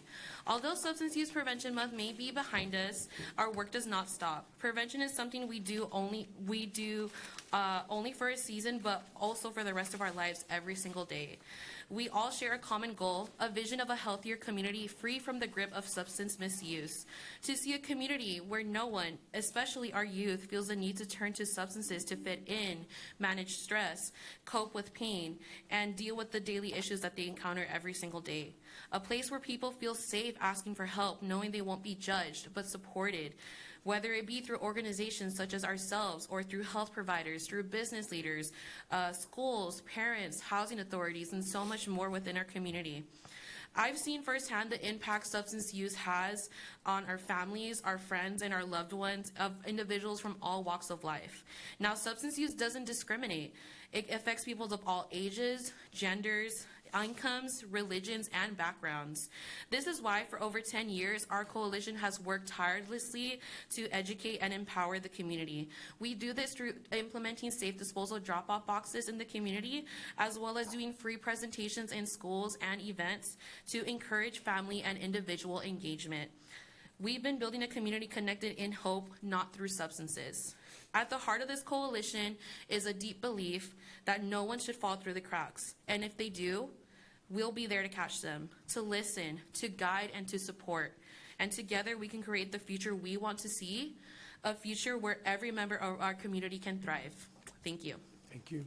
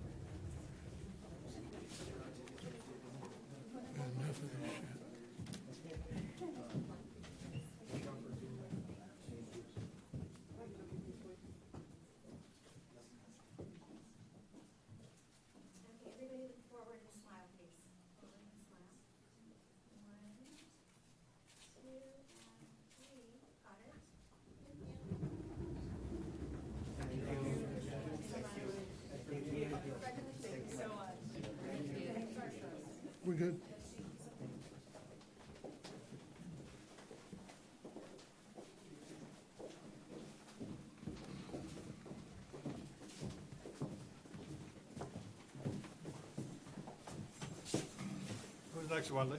Ms. Fern McClarity is our next speaker. Ms. Fern? Ms. Fern, there is a 3-minute time limit. I will advise when there is 1 minute. I will start when you start, but I will allow for Okay. turnover. Fern, please tell them that you hear that every time you're here. Every time, but that's okay. I know the rules and I try to follow them. Try. I said try. You try. I try real hard. All right, don't start yet, Baldy. They're trying to take my time. No, we're not. All right, ladies and gentlemen, I'm extremely pleased to be here today because of the results of the presidential election. It seems that we may be on our way to have a two-party county. But the real reason is that a top priority of the Republican Party is tax reduction. As you know, this commission has increased property taxes for the past 5 years.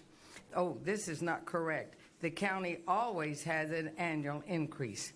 The following numbers are annual property tax increase. About 80% of the county income is obtained by property taxes. Annual property taxes increase 22, 7.8%, 23, 11.9%, 24, 15.36%, 25, 6.9%. These values represent additional funding needed to cover annual expenditures from the county. They appear on your property bill each year, and they are the reason property values increase by 40 to 80% a year. The value established by the appraisal district does not represent the amount that could be expected if the property was sold. It represents the amount used to establish the tax amount. And in my case, and in everyone that's here, it's our home values. For this reason, it is important that each property owner submit a protest. What the protest means is that you do not agree with the value established. So why am I talking about property values at county meetings? Because these values increase are the result of the county expenditures, and I believe the election of Republicans will reduce taxes. This Commissioner's Court pays $33 million a year on the annual budget of $379.4 million. And each year the debt goes higher. Each year more people can't pay and they lose their homes. The general population does not get a 10% annual pay increase. And if you live in Edinburgh, the county is only one of 6 taxing bodies. So today I'd also like to ask everyone to please keep praying for Israel to finish the war and to get the hostages back, the live ones and the dead ones. It's very important to our security also. Thank you. Thank you, ma'am. Judge, Commissioners, we have no other participants. Okay, next item, we have item 7A, Economic Development. Good morning, Judge, Commissioners. Isaac Sulemana here on behalf of the County Judge's Office and the Economic Development Division. Item 7A, AI 97391. We're going to have a presentation by the developer for the Los Prados Affordable Housing project. You should have all been provided with a PowerPoint with a paper copy of that. And then we're also making sure it's up on the screens for your review. We ready to begin?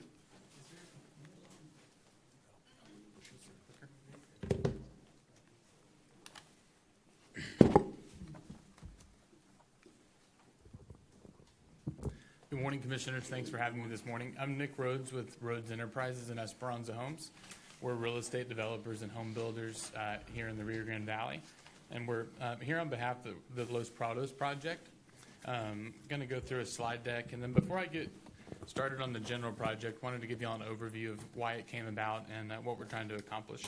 So the Los Prados is in the ETJ of Mercedes. It's on Baseline Road in Mile 9.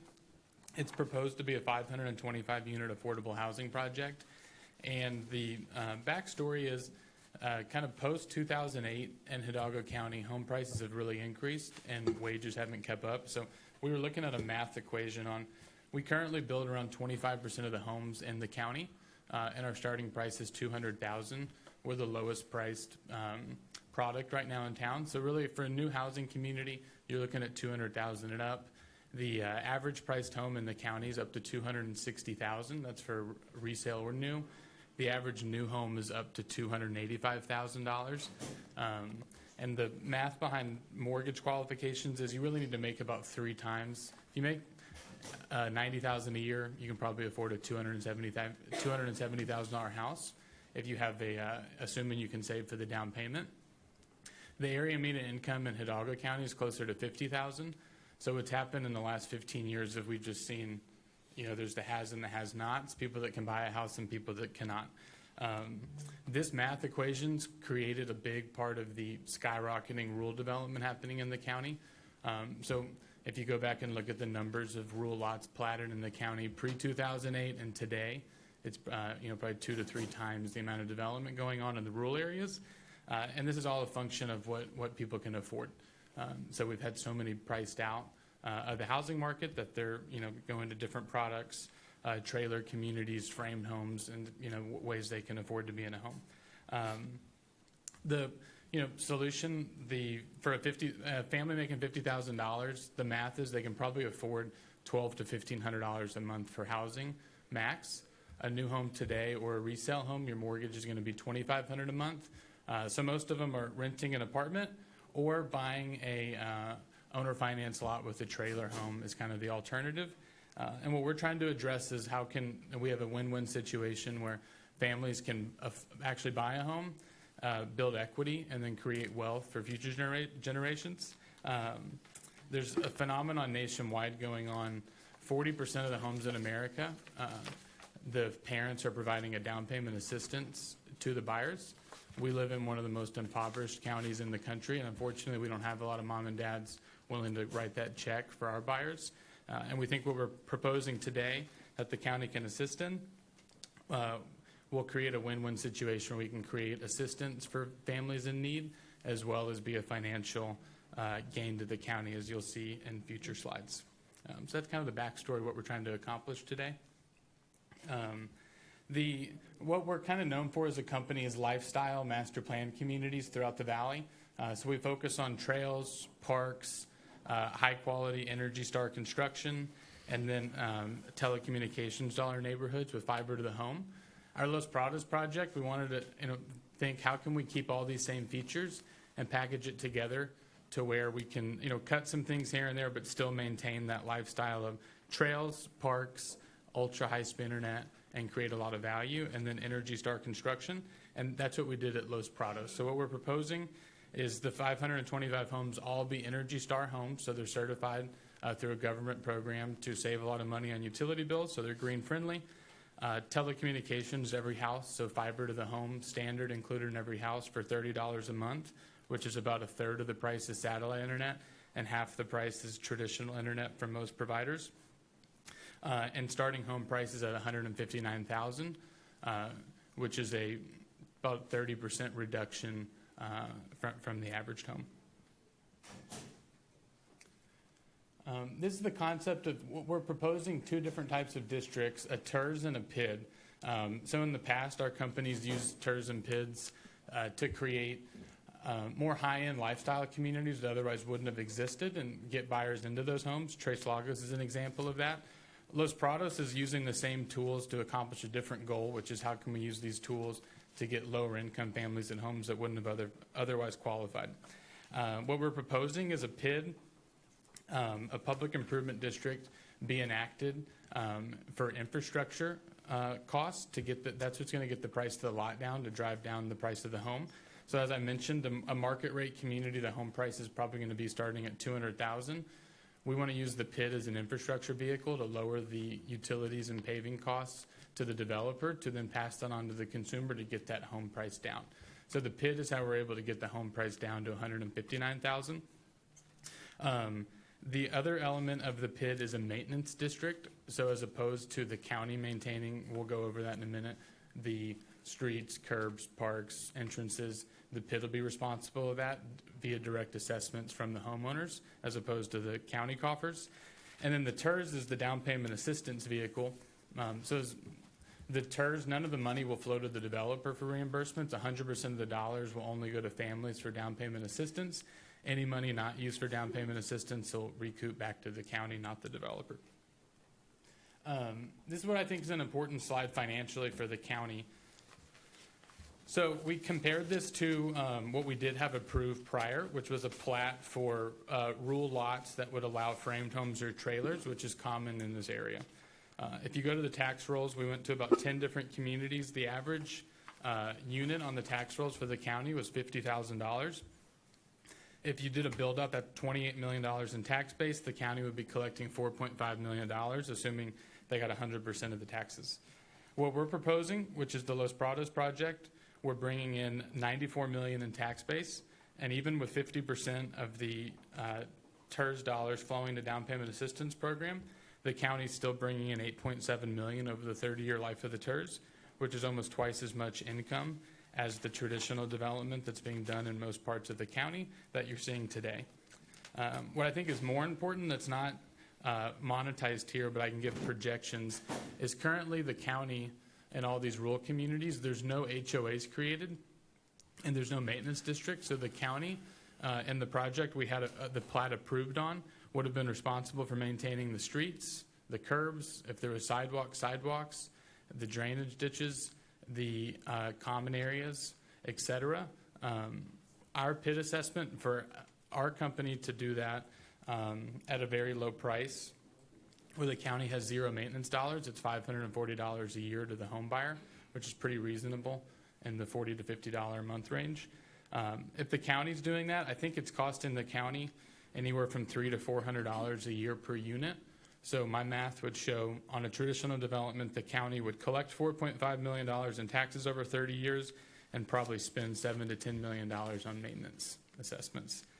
In Los Prados, the county will collect $8.7 million and spend $0 on maintenance.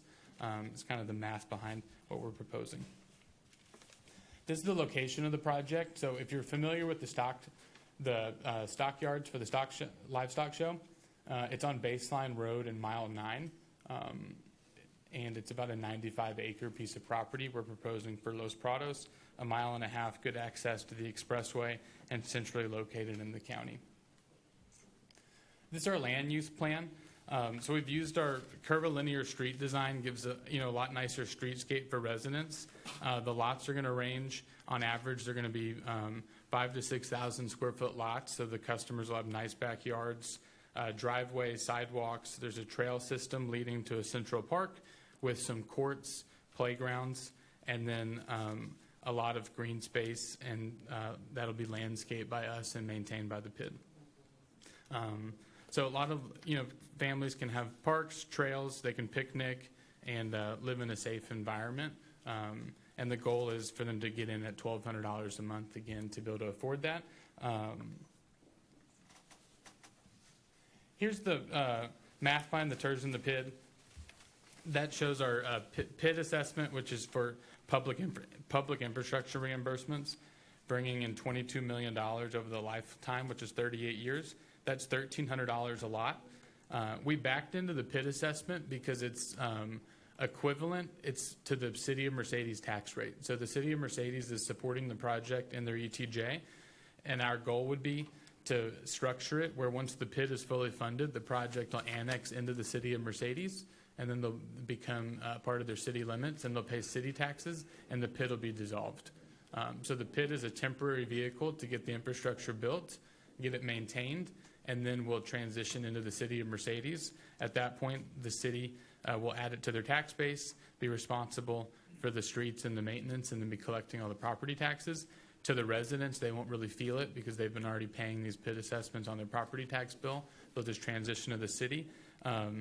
The city was really excited with this, and compared to what's being proposed around them, where they never do want to annex these properties, we thought this was a win-win in that regards.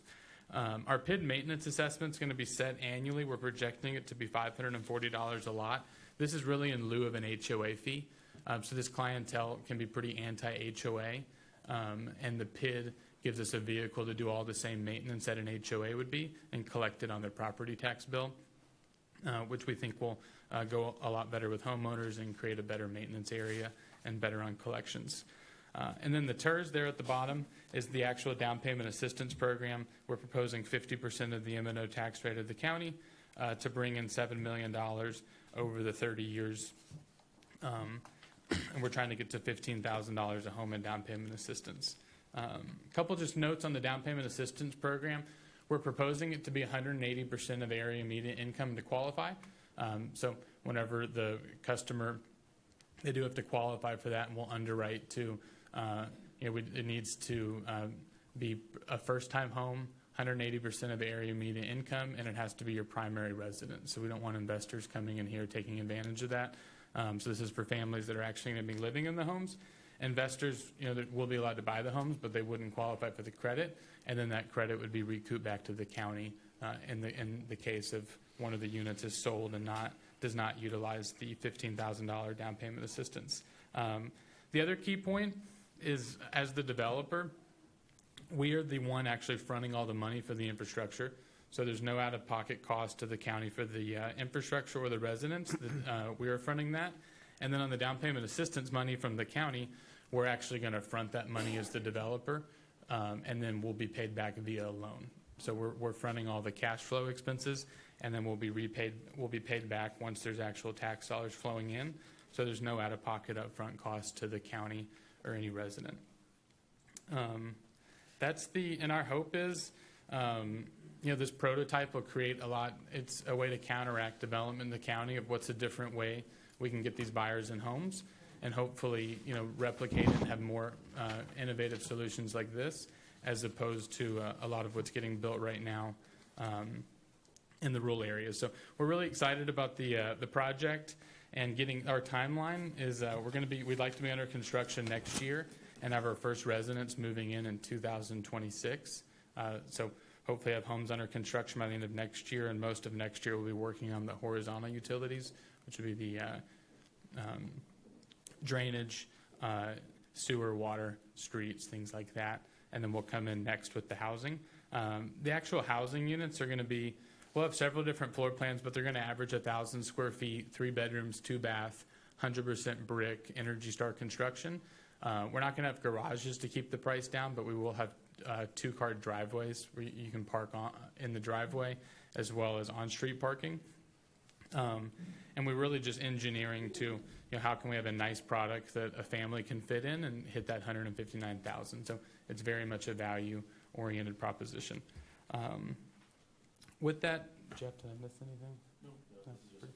Yeah. So, and then I'll open it up for questions as well. I have one quick question. Yes, What sir. are going to be the income tax consequences of a resident on that $15,000 down payment that they're receiving? Is it a grant? That's going to be a grant, so they won't have to pay tax on it. It's a loan that converts into a grant as they live there for 3 years. It's $5,000 each. Yeah, it's similar. The state has a program through TDHCA. It's a bonding program where they give down payment assistance, and it'll be structured similarly where it That's becomes a grant. important, because that would have been out-of-pocket Yeah. cost for them on their tax return. Okay, well, that's good. Judge, if I may. Sure. So I've always told residential developers that I'm anti-TERS, and I think I've mentioned it to my colleagues several times. And so when this first came before me, I asked them to send me the packet that you're now seeing. And although I was completely against it, as I read it, I was like, how can I be against this? It was a great product. And then we met, we talked about it. I looked for additional ways to not do this, but it's such a great idea. It's such a great product. I think, and I encourage all the developers in the rural to do something like this. You talked about in one of your slides the $4 million potential in taxes that we may get versus the $8 million. I believe that $4 million in a standard rural development would be a lot less now, with the homestead exemption being 100,000.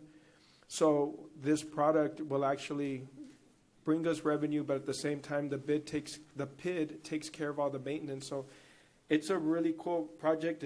I couldn't find anything wrong with it.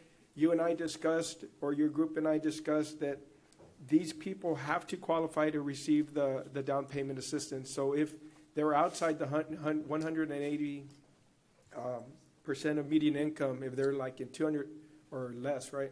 If they're making more money than that, they will not qualify, and that money will not be given to anybody. Yes, sir. So in our annual reimbursement report that'll be given to the county auditor to receive the money, we'll have all the underwriting with the proof that we ran these people's income, and this was the income, and this was the minimum threshold, and if they qualified or not. and that'll have to be checked by the county auditor before the funds are receipted back.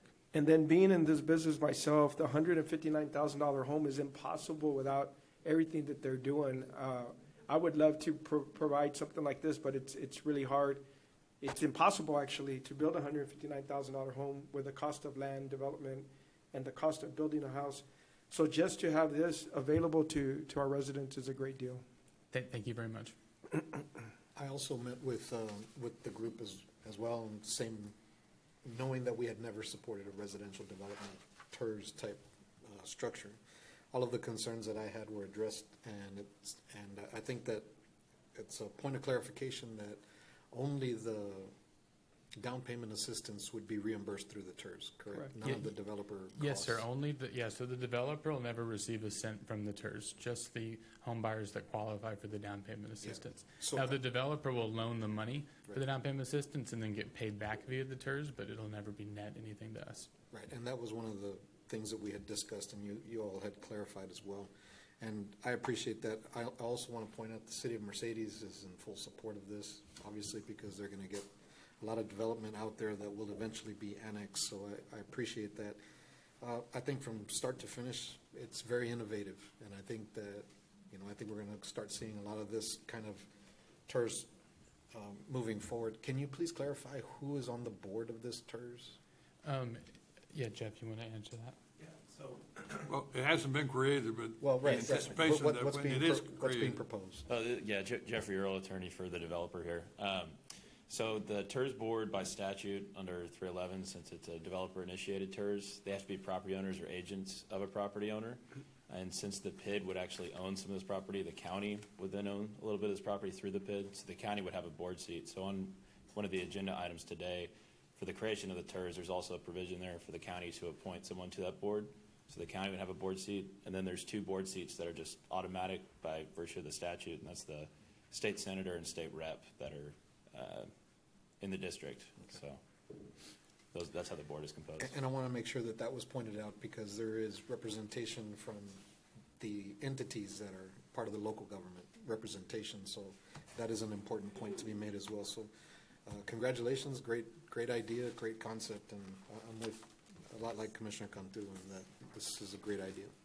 Yeah, no, I think it's great also, to give this opportunity to our residents or first-time buyers, instead of them going out there and putting a $500 or $1,000 down payment on a half-acre lot and having to buy an old trailer, for them to go into a brand-new home and being able to get help, and that head start is just amazing. And also, I think this is a great opportunity for the city of Mercedes. I'm so happy for them also that they're going to be able to take this area instead of, some of these developers opting out. Yes, sir. With the new laws where you can opt out of the ETJ, it's the cities and county have significant less authority when it comes to developers. So. Yeah, so it's a great partnership. You guys did an amazing job on doing all this. So thank you so much. Thank you, Commissioner Villarreal. I look forward to this being a model subdivision for other developers, and a great opportunity for our residents. Thank you, Commissioner Torres. Yeah, our goal would be it gets, hopefully it goes well and is replicated by us and others in other parts of the county. The demand's there, so. Are we ready to conduct a public hearing, Isaac? And thank you for choosing precinct 1. We already talked about that. Yeah. Next. Thank you, Nick. Mr. Sulemana, before we get started on item B, Judge Commissioners, we do have a public participation forum on the TERS following items 7B, and then when the time comes, 7C, 7D, and 7E for Ms. Fern McClarity. Ms. McClarity? I thought she had already talked, because I could hear her talking the whole time that this Well, thing I'm was being questioning, I'm presented. going, my God.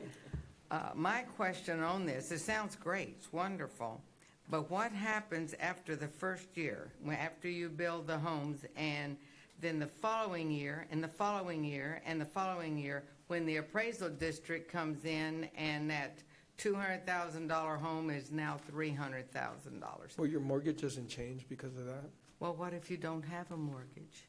Well, They kind of have will, a but I'm mortgage. talking about the average person, because ours keeps going up like 160%. But I'm glad you brought that up, because the state comptroller, which is a Republican, is the one that raises appraisals every day. And you're the one who comes and blames the I county know. every Well, single time. But you but- know it's the comptroller. But She's y'all, Republican. but if y'all and would he- quit spending each year, No, can you but it has nothing to imagine do if with that would, yeah, then you wouldn't need so much money. But our question is on this, do you, and now you have an answer about the appraised values, because if theirs doesn't go up, then everybody else's better not be going up every year, which it does. And then the water that we have, the more homes that we're getting, Edinburgh is building left and right apartment, duplexes and everything, but they're running out of water. And like in Edinburgh, our sewer system kind of is iffy.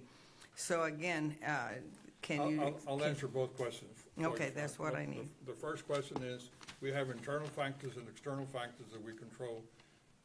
Whatever the appraisal district appraises, whatever taxes somebody charges are external factors. We have no control, and it has no basis for this decision. With respect to the water, there's a water supplier that gives them a 30-year letter, I believe, is that correct? So the water supplier has given them a 30-year letter to supply water. So those two issues are of none concern to us.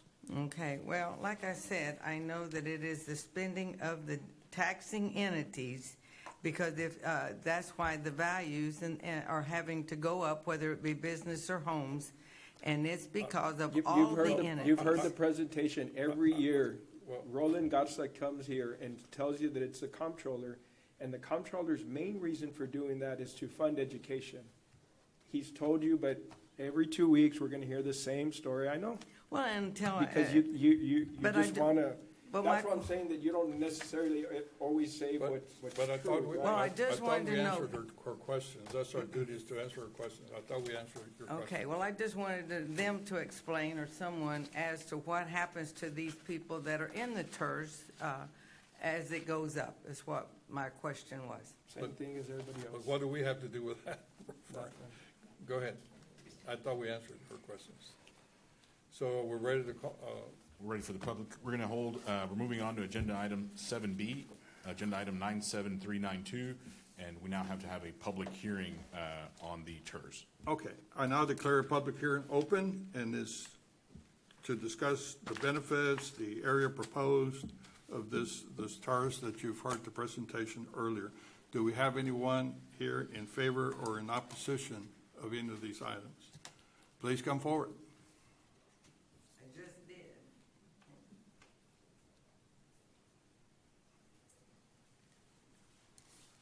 Hearing none, I declare the public hearing closed. Thank you, Judge Commissioners. Next item is agenda item 7C, 97393, which will be a public hearing on the creation of the Los Prados Public Improvement District. Okay, and I declare the public hearing to consider the proposed Los Prados Public Improvement District open to discuss either opposition or in favor of this proposal. Thank you, Judge. Ms. Fern, did you address? It's the same thing. Okay. That I had signed up for all three. For all I three. just wanted someone to explain. All three, okay, What thank you. happened? Thank you.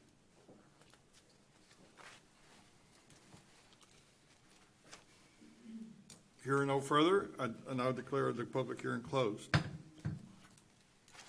Okay, back to the regular agenda, agenda item 7D, 97397, discussion, consideration, and possible action on an order designating approximately 94.98 acres of real property located entirely in Hidalgo County, Texas, as a tax increment reinvestment zone, describing the boundaries of the zone, creating a board of directors for the zone, appointing the Hidalgo County TERS board representative, providing an effective date and termination date for the zone, establishing a tax increment fund for the zone, and making other findings and provisions related thereto in accordance with Chapter 311 of the Texas Tax Code. We recommend approval. Motion to approve? Second. All in favor, say aye. Aye. Motion carries.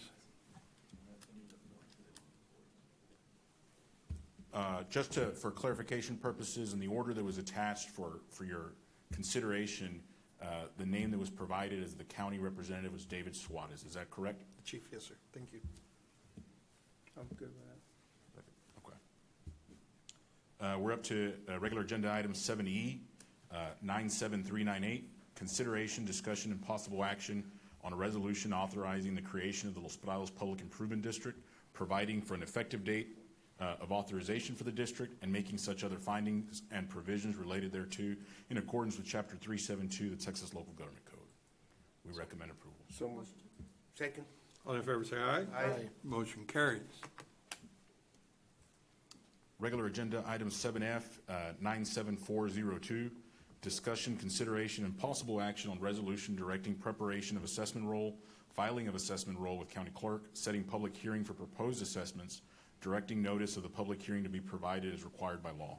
We recommend approval. Motion to approve? Second. All in favor, say aye. Aye.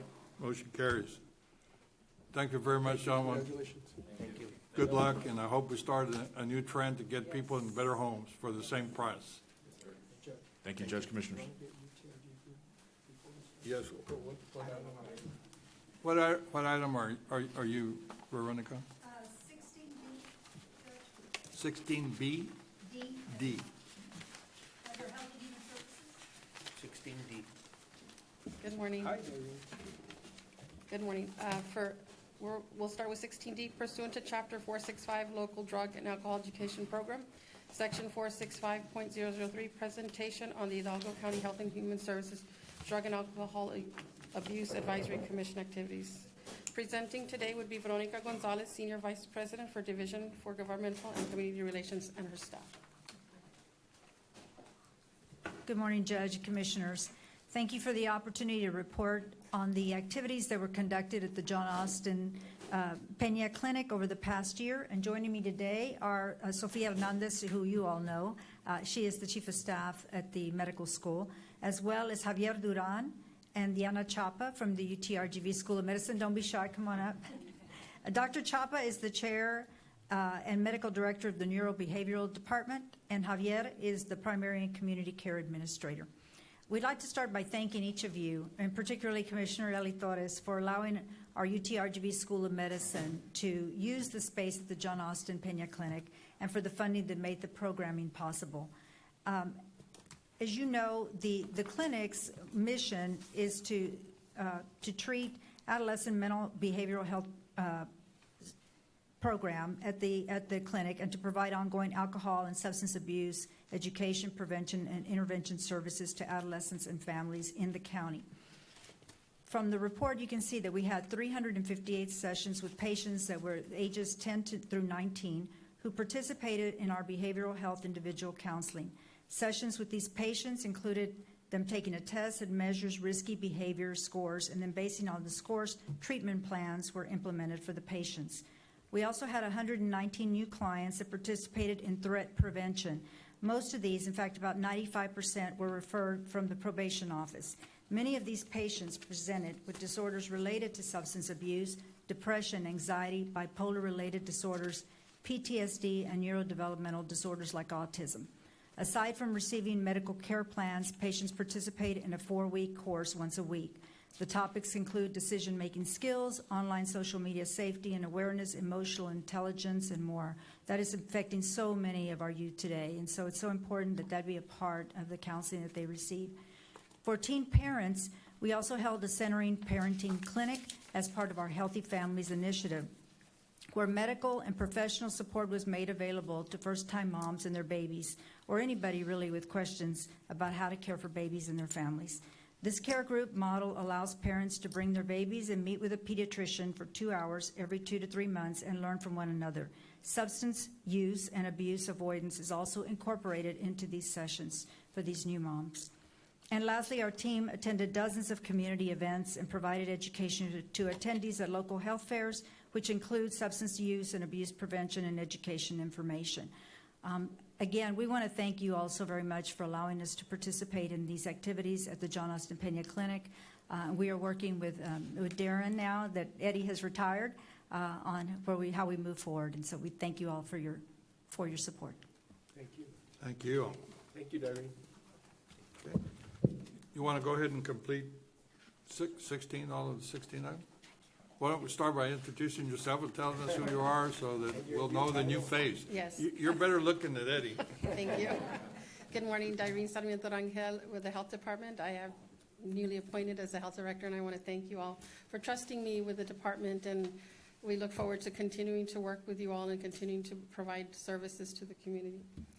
We'll go ahead and start with 16A, discussion and approval to designate the health director as the local rabies control authority for the county of Hidalgo as per Texas Health and Safety Code, Chapter 826, requesting approval. Motion to approve. Second. All in favor say aye. Aye. Motion carries. Item 16B, requesting approval to accept the county judge to e-sign the Health Disparities Grant, HHS 0010576000025, Amendment Number 5. The purpose of the amendment is to increase the contract amount by $110,000. Requesting approval. Motion to approve. Second. All in favor say aye. Motion carries. Item 16B2, requesting approval of the certification of revenues by the county auditor in the amount of $110,000 and appropriation of the same. Requesting approval. Motion to approve. Second. All in favor say aye. Motion carries. Item 16C, requesting approval of the certification of revenue by the county auditor in the amount of $201,473.15 from the Medicaid Administration Claiming Program for the quarter of January to March 2024 and appropriation of the same. Motion to approve. Second. All in favor say aye. Aye. Motion carries. Item 16D, pursuant to Chapter 4, oh, I apologize, we did that one already. Item 16E, 1A, discussion, consideration, approval to draw down funds for additional comprehensive hospital increased reimbursement program, sharp payments second half of the year for state fiscal year 25, IGT, in the amount to be determined by the Health and Human Services Commission with instructions from the Local Provider Participation Fund with a transfer date of November 15, 2024, and a settlement date of November 18, 2024. Requesting approval. Motion to approve. Second. All in favor say aye. Aye. Motion carries. Item 16E1B, approval of the certification of revenues as certified by the county auditor from the LPPF as the amount to be determined by HHSC. Instructions. Requesting approval. Motion to approve. Second. All in favor say aye. Aye. Motion carries. And item C, approval of appropriation of funds from the LPPF in the amount to be determined by HHSC. Instructions. Motion to approve. Second. All in favor say aye. Aye. Motion carries. Thank you very Thank much you. and welcome. Thank you. Judge, Commissioners, with your permission, could we go to item 25B, which is the countywide park system and the updated 5-year Hidalgo County Park Plan? For sure. Oh, didn't recognize you, young lady. Hi, Sally. Hi. Good morning, Judge and Commissioners. Dr. Jennifer Mendoza Culbertson, Precinct 4, Commissioner Eli Torres' office, presenting item 25B, discussion, consideration, and action approving resolution updating Hidalgo County's 10-year Parks, Recreation, and Open Space Master Plan. Conducting the presentation this morning is Ms. Sally Gavlik. Good morning, Judge and Commissioners. This is the 5-year update of the 10-year plan, and I am sure that you all are maybe wondering why you are having to do a 5-year update. The first reason is that it's required by, oh, the wrong way. It's required by the Texas Parks and Wildlife Department, and we have to keep on within their requirements because we are applying, or the county is applying for grants during their regular cycles. So you want to make sure that you keep your master plan updated because it does count for points within the grant cycles. Also, county priorities can change.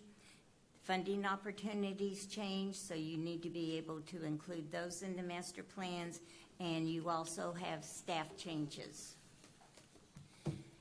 I wanted to tell you what we went through for the process for the update. First of all, we had the formal groups, and the formal groups were with Precinct 3 and Precinct 4. We also did an online survey. The informal group activities were talking to individuals at the parks. I went out to some of the parks and I talked to some families that were there. Talk to some of your partners that you do business with or that you're developing programs with, and also with some of the vendors that you have worked with previously, either through one of the architects you've worked with or one of the individuals that you have purchased playground equipment from. something you should be extremely proud of and that not all government entities are doing, and those are the partnerships that you have developed. Working with capable kids in several of the precincts. Precinct 2, working with the state police in rebuilding the dock at Alceduas, is that. Working with the school districts, and we're going to talk about that in just a minute, about how being able to expand upon that within some of the other areas that you're looking at. When we talked about changing priorities, that's something that is extremely important with the master plan. You have to approve the top 10 priorities for park development. Those priorities, you get points for having a master plan, but you also get points for the amenities that are listed within your top 10 priorities of what you have in your grant application. If you look at the PowerPoint in 2018, you had one set of priorities. If you look at 2024, you have a different set of priorities. And a lot of that is because at the focus groups, we had a lot more grassroots individuals at those focus groups. And they wanted a small community park, they wanted playgrounds, they wanted lights, they wanted all of the youth sports. And so you saw a difference in what the priorities were. The other thing that we saw was in 2018, we had over 1,000 online surveys. In 2024, we had 100. So I'm going to talk to you about your next survey in just a little while about some of the things you need to look at. But the focus group is what drove the priority listings here versus the online surveys, because those focus groups were very adamant about what they wanted. We also only had one survey came in for Precinct 1, so we could not change any of the priorities, because in the master plan I did an overall priority for the county, but I also did individual priorities for each one of the precincts, because each precinct is like their own little government entity, because you have some characteristics that are different for each one of the precincts. So those are some things that you really, you're going to need to look at.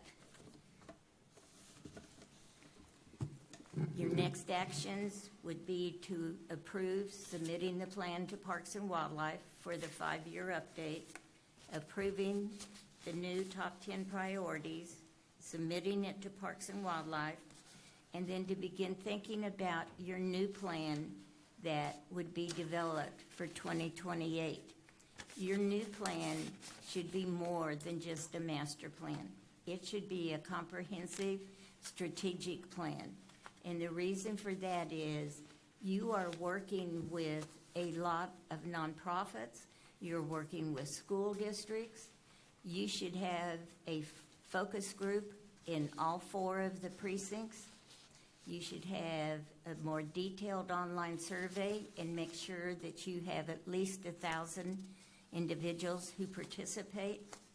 You should sit down with the school districts, find out where they are building or where they're going to build new schools, and see if you can go in and go ahead and start doing some of the design work, just like what Precinct 4 is doing at Esparza Bettis, building the park right now.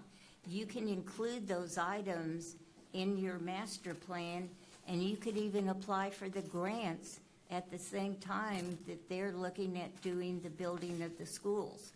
So meeting with the college, meeting with the school districts, ahead of the master plan process and including that in your master plan. So your next master plan, it's going to say master plan, but it should be much more of a comprehensive strategic plan for your park systems, because you have reached the point of stepping one step up in the amount of time and effort and money that each one of the precincts have put into the park system. Do you all have any questions? I don't. Thank you very much. I'm very proud of the four commissioners for really looking into these things for each precinct. We're making good progress. Yes, you are. Very good progress. Thank you. I have a motion to approve the resolution. Motion made. All in favor, say aye. Aye. Motion carries. We'll go back to our regular agenda items, Walde. Yes, sir. All right, we're, I believe, 8A, District Courts.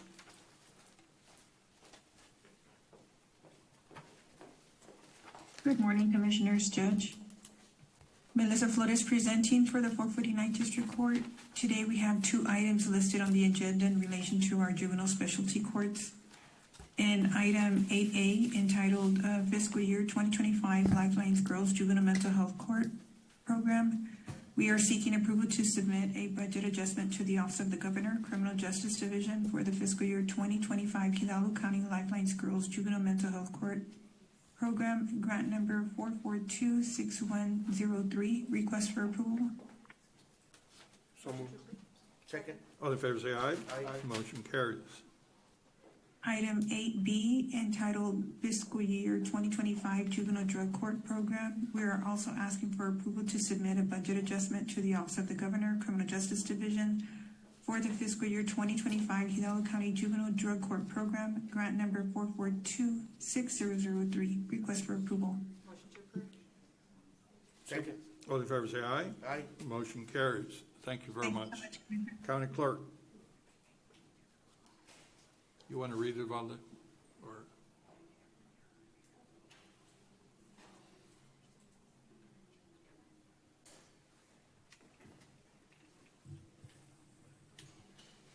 You could skip it, Judge. is anyone here for item 9A?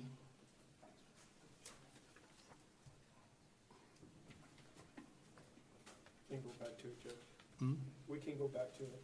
Okay, well, why don't we just take a discussion, consideration, approval of Texas official bond and oath, the amount of $500,000 for County Treasurer's Chief Deputy Audrey Ochoa, as recommended by the county auditor. Yes, sir, Judge.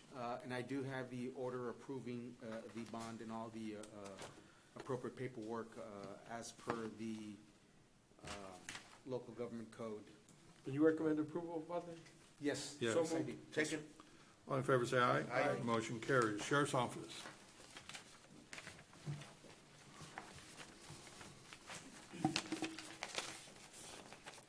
Good morning, Judge, Commissioners.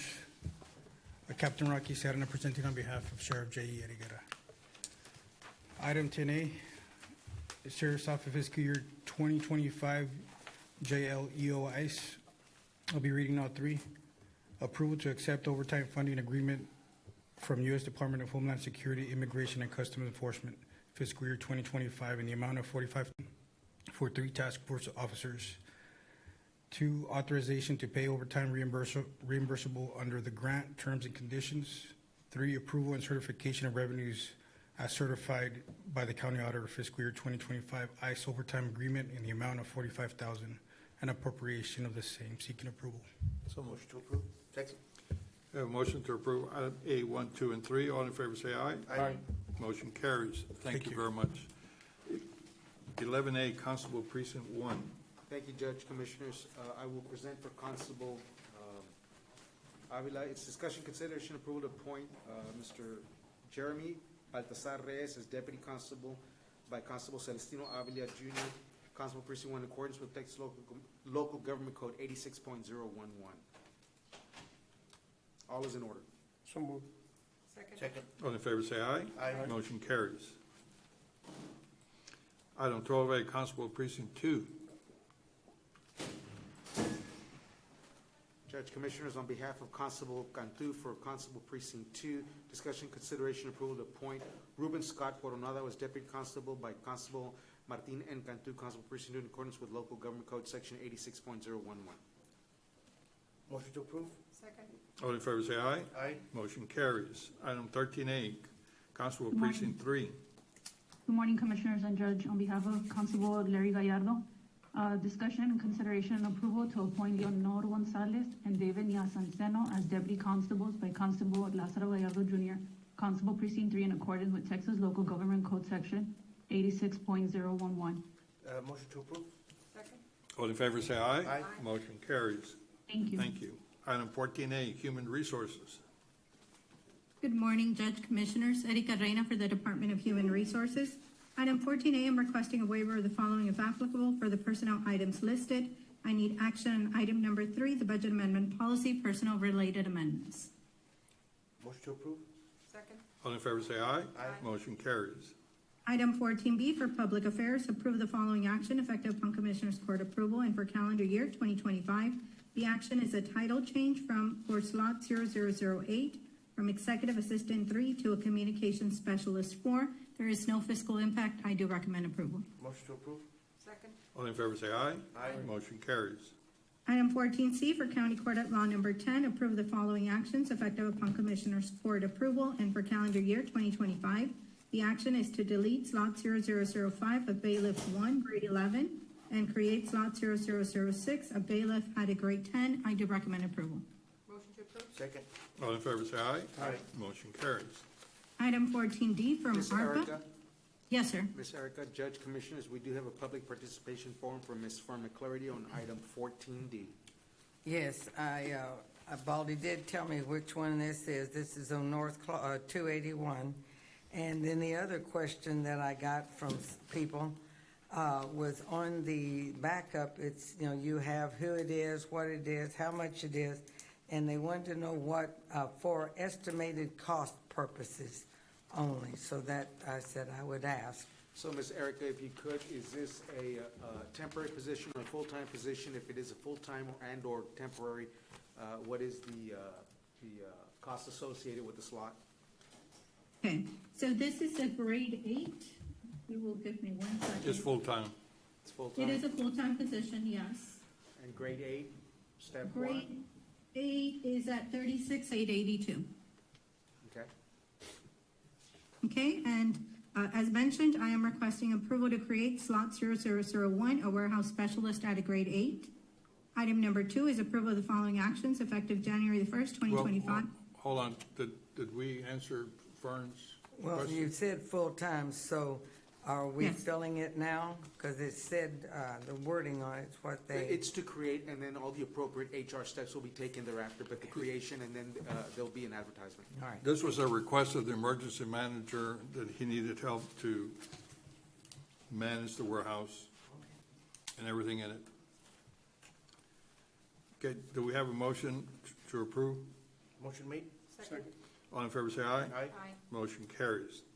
Okay, D2 is approve the following actions effective January the 1st, 2025 through December 31st, 2026. The action is to extend slot 0001 and administrative assistant 4, grade 10, slot 0002 and eligibility specialist 3, grade 10, and slot 0001, a deputy emergency management coordinator 2 at a grade 13. I do recommend approval. Motion to approve? Second. All in favor say aye. Aye. Motion carries. Item 14E for Human Resources Department, approve the following actions effective upon Commissioners Court approval. And for calendar year 2025, the action is to delete slot 0005, a Human Resource Specialist 3 at a grade 10, and to create slot 0022, a Human Resources Specialist 4 at a grade 12. Judge Commissioners, this is a position that will be helping us with policies as well as countywide training. I do recommend approval. Motion to approve? Second. All in favor say aye. Aye. Motion carries. Item 14F for Parks Precinct 2, approval of the following action effective next full pay period, November 18, 2024 through December 31st, 2024. The action is to add a supplemental allowance to slot 0038, a clerk 4, in the total amount of $577. I do recommend approval. Motion to approve? Second.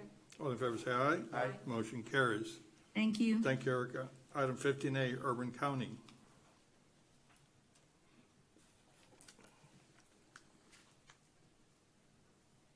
Judge, Commissioners for Urban County, they do have on the agenda, which is the item that was previously mentioned under the Drainage District. So 15A for Urban County, discussion and possible action to approve an interlocal agreement with Hidalgo County Drainage District Number 1 for projects in connection with the Disaster Recovery Reallocation Program grant and authorize Hidalgo County Drainage District Number 1 to prepare and submit selected projects on behalf of Hidalgo County to the General Land Office for consideration, subject to final legal review. That is 15A. Motion to approve? Second. All in favor, say aye. Aye. Motion carries. And 15.2 is authorization for County Judge Richard F. Cortez to sign the interlocal cooperation agreement between Hidalgo County and Hidalgo County Drainage District Number 1. Motion to approve? Second. All in favor, say aye. Aye. Motion carries. Item 17A, Adult Probation. Good morning, Judge, Commissioners. Faustino Lopez with Adult Probation Department. I'm here on item 17A, 1 and 2. Approval to accept the fiscal year 2025 RSET grant from the Office of the Governor Criminal Justice Division in the amount of $208,734.86 with a department cash match of $80,921.91 for a total project cost of $289,656.77 for the grant period of October 1st, 2024 through September 30th, 2025. Item 2, approval of certification of revenues in the amount of $208,734.86 as certified by the county auditor for the fiscal year 2025 RSAT grant and appropriation of the funds in the total amount of $289,656.77. Motion to approve? Second. All in favor, say aye. Aye. Motion carries. Thank you, sir. Thank you so much. Item 18A, Emergency Management.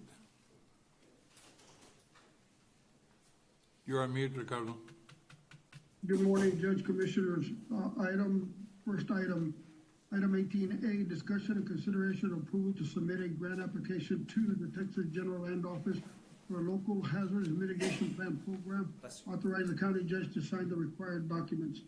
This program is the local hazard mitigation grant program, assists eligible entities by providing grants to develop, update local hazard mitigation plans or to provide cost-share hazard mitigation plan activities funded through federal sources, funds allowed through the United States Department of Housing and Urban Development and administered by the Texas General Land Office. The funds updates and the development of the hazard mitigation are required by FEMA to implement through TDM and Texas Individual Emergency Plan. There is no financial impact to us. Make a motion to approve? Second. All in favor, say aye. Aye. Motion carries. Chief Thank Saldana. you. Chief Monday. Saldana, Judge, Commissioners, we do have a public participation form from Ms. Fern McClarity on item 18B. The question was, I was notified from someone from Mission, and they were wondering, this is why the county is doing this and extending it, when tonight at the city meeting of Mission, they're going to purchase one ambulance for $401,470. And so they were just wondering why the county was involved with this. Chief Saldana? If you all recall, last year we did this local agreement with the city of Mission, and they will be we provided an ambulance, and they will provide backup to our county units or EMS provider in the county in precinct 3. They will support it at no cost to the county by us providing that ambulance. And all we're doing, this is the first amendment to that contract. Okay, thank you. Thank you. Frank, we're trying to make it easier for somebody to help us serve that area by providing some of the investment. Thank you. And to also stabilize the cost, so we won't have to pay more to our, one of the contractors that helping my precinct. So it's the city of Mission has been very grateful, and it's an amazing partnership to be able to help my residents. You know, I'm gonna remind you that precinct 3 is the only precinct in Hidalgo County that does not have an emergency district. Okay. Well, they just wanted, and I said I would ask y'all. Motion to approve? Second. All in favor, say aye. Aye. Motion carries. Thank you and congratulations, Judge. Okay. That concludes your items, Ricardo? Yes, sir. Item 19A, Yes, sir. Elections Department.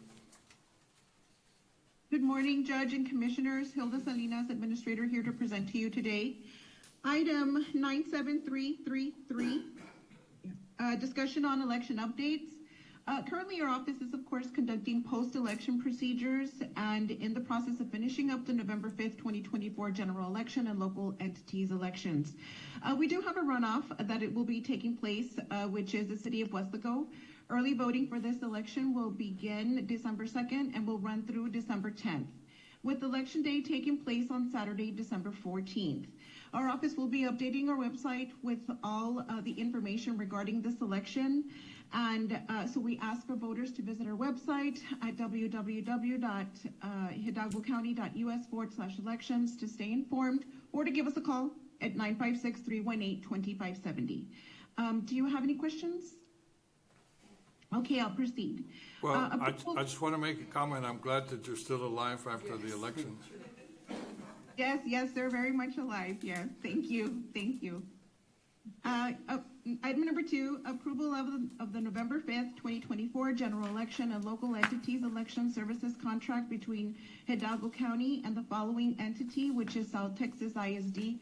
I do recommend approval. Motion to approve? Second. All in favor, say aye. Aye. Motion carries. Thank you all. Have Hilda. a great day. And congratulations, Judge. Oh, thank you. Judge, Precinct 2, Commissioner Cantu. Judge, Commissioners, and Commissioner Conti, if I may, I just want to let the court know that I made a quick inquiry. Urban County did log on. I do see the icon, but the connection just wasn't working, and so, but they are on, and they just could not communicate. So I'll work with IT on their connection. Item 28, Commissioner Cantu. Thank you, Judge. Discussion, consideration, approval to reappoint 3 board members to the 2-year term to the Hidalgo County Emergency Service District pursuant to the Texas Health and Safety Code, Section 775.034. I want to reappoint the members that are up for reapproval. I'm looking for their names. Let me see if I have it real quick. It's the same ones, yes. Information. Yes, May I sir. have a motion? Motion made? Second. All in favor, say aye. Aye. Motion carries. Item 21A, Commissioner Villarreal. Requesting approval to name a private egress easement running west to the east line of property ID number 294548 as Wombat SR. Motion to approve? Second. All in favor, say aye. Aye. Motion carries. 21B, requesting approval to name 2 public roads, Ihorn Road and Windmill Road, located on mile 14 Road and Jarachinas Road. Motion to approve? Second. All in favor, say aye. Aye. Motion carries. Item 22A, Precinct 4, Commissioner Torres. Hello. Item number 97132, UT Health SNAP-Ed Program 1286, requesting approval of the interlocal agreement between Hidalgo County and the University of Health Science Center at Houston on behalf of its Department of Brownsville Regional Campus to provide Tu Salud Si Cuenta program activities. Motion to approve? Second. All in favor, say aye. Aye. Motion carries. Number 2, approval of certification of revenues as certified by the county auditor for revenues associated with the interlocal cooperation agreement with UT Health Science at Houston in the amount of $60,000 and appropriations of the same. Motion to approve? Second. All in favor, say aye. Aye. Motion carries. Thank Thank you you. very much. Mr. Soto, item 23A.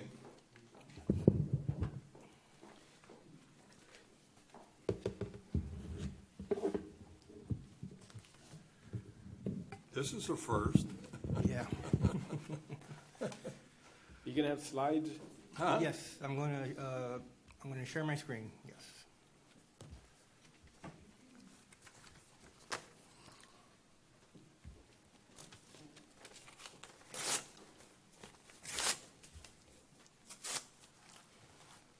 Okay, good morning, Judge, Commissioner, Dagoberto Soto Jr., Director of Budget and Management, for the record.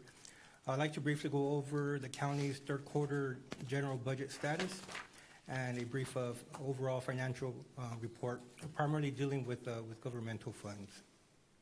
So starting with the general fund revenues for the third quarter, ending September 30th, we have collected a total of $307,518,000, which is already 3% more than anticipated, or 9.9. Now, this is mainly due to taxes of 2.3 that we've collected more, and interest of about 4.5 times more than anticipated. We budgeted 2.1. Right now, we're at 9.6. Regarding expenditures for the third quarter, with a target around 75, the overall expense to date has been at 66%. And as far as all departments are within their budget. No individual department has gone over their budget. And with total expenditures being at 203, we have about approximately 103 remaining allowable expense for the remainder of the third quarter. Go to the second page. So back on the expenditures, we were, as I mentioned earlier, we've spent a total of $203,116,000, and of course the number one expenditure is salaries, personnel, it being 60% of our budget, and at the 75% target, our personnel costs are tracking at 72%. And you see as a function below that, of course, our top three services that we provide are corrections, our judicial system, and public safety through police. And just within those three functions, they account about 55% of our budget, and they've expensed about 113 to date. We just wanted to highlight the three highest services cost of the county.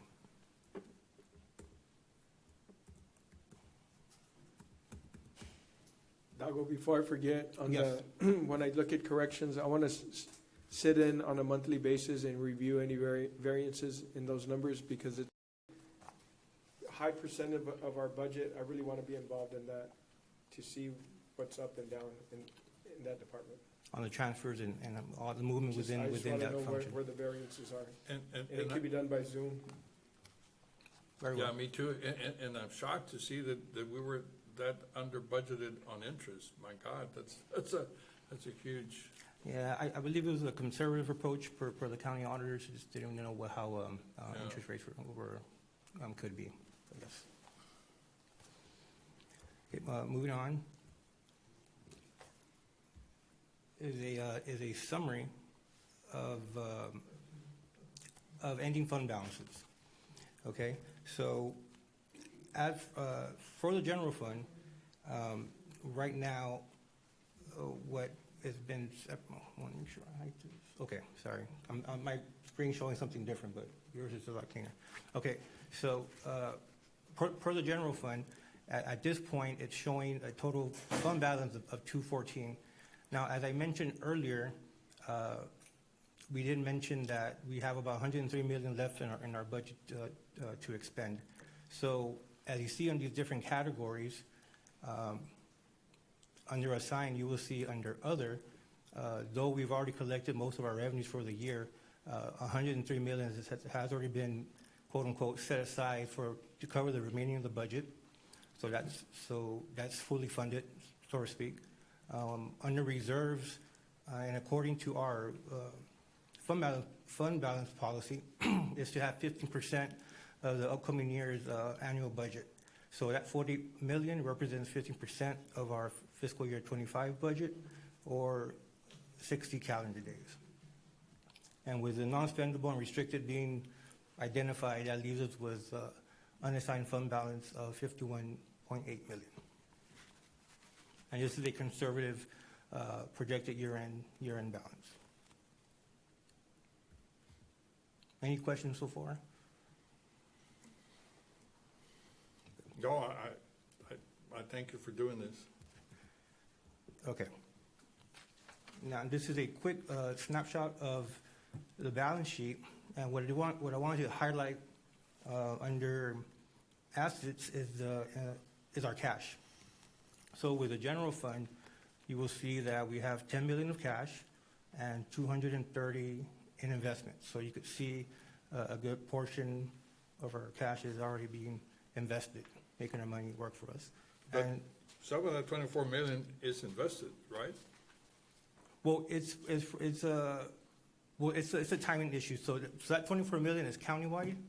So that's what we probably have in our local depositories at one point. And who's checking that to make sure that that's not overstated? This will be under our county treasurer. And we could see, we could give you a more pinpoint of that. There might be some interest-bearing accounts on those deposits. But for the most part, those investments are your pools and your CDs and whatnot. So at a percentage, you will see that about at least 95% of our cash is being invested. And of course, this is a snapshot as far as this day. I'm sorry, I was looking at the right number, but you only have 10 in general fund, the rest are? Correct. That's the county, All right. countywide. Correct. Should have looked at it a little closer. Okay, next.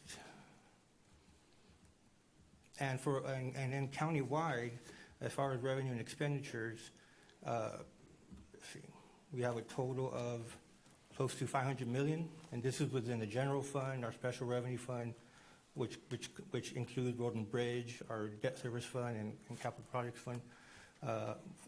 Close to 500 million, and total expenditures to date 416, with change in net position countywide in the governmental funds of 80, and with all the transfers in and out, it will increase to 89 million. Man, I didn't know you were that good. Now, this is again, this is just a brief summary. This includes our presentation for the third quarter. Oh, I forgot I had a note here. Concerning our cash, what makes the third quarter a unique reporting? What makes the third quarter report unique is that this cash is kind of what's left over after our fiscal year property tax collections, because after starting in October, we'll start collecting 25 property taxes, but of course that's for the following fiscal year. So this is a good snapshot of what we have in residual cash before that influx starts coming in. Okay, I'm sorry. I just made a point. I made a note to point that out. Any questions or comments? I'll be happy to answer.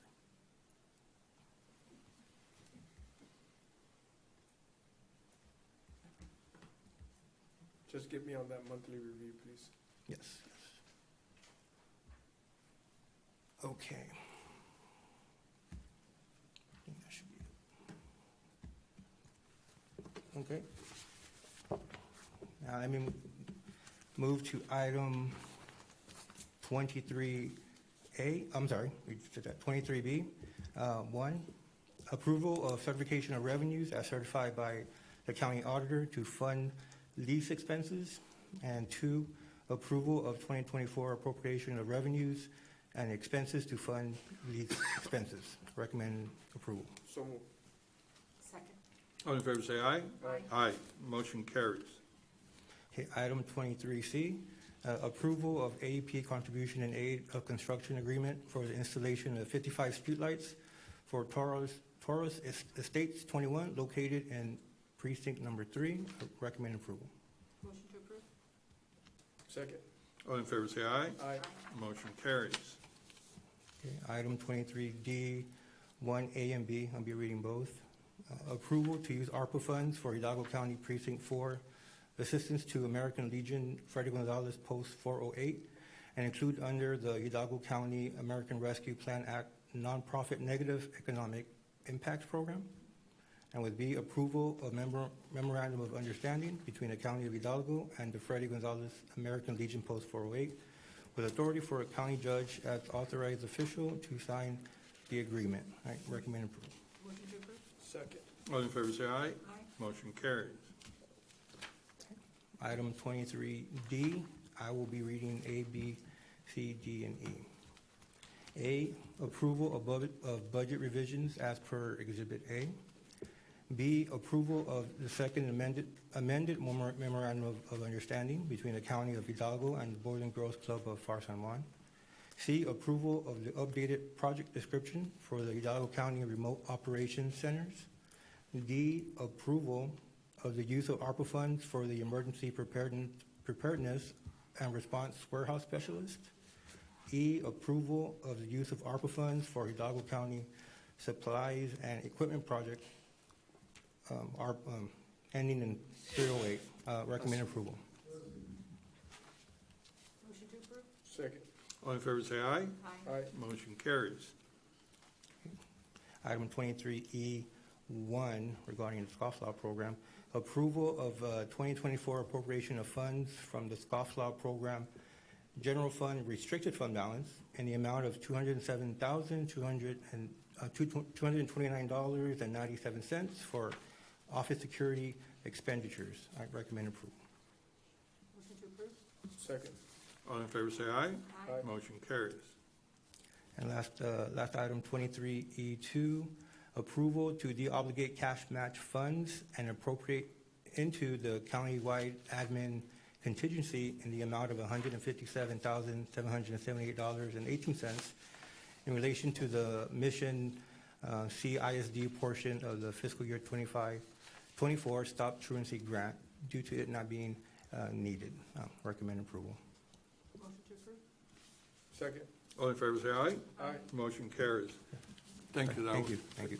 Thank you, Judge, Commissioners. Mr. Soto, as a follow-up with respect to the presentation, can you please follow up with the County Treasurer's Office? I had a conversation last week on the investment committee meeting that involves your office, my office, and most importantly, the judge's office, so that we can schedule that as quickly as possible. Our Yes. next- Will do. Will do. Thank Thank you. you. Thank you. Item 24, Purchase and Department, Mr. Mescua. Congratulations, Commissioners, Mr. Guerra, Mr. Garza, for the record, Ignacio Mezcua from the Purchasing Department.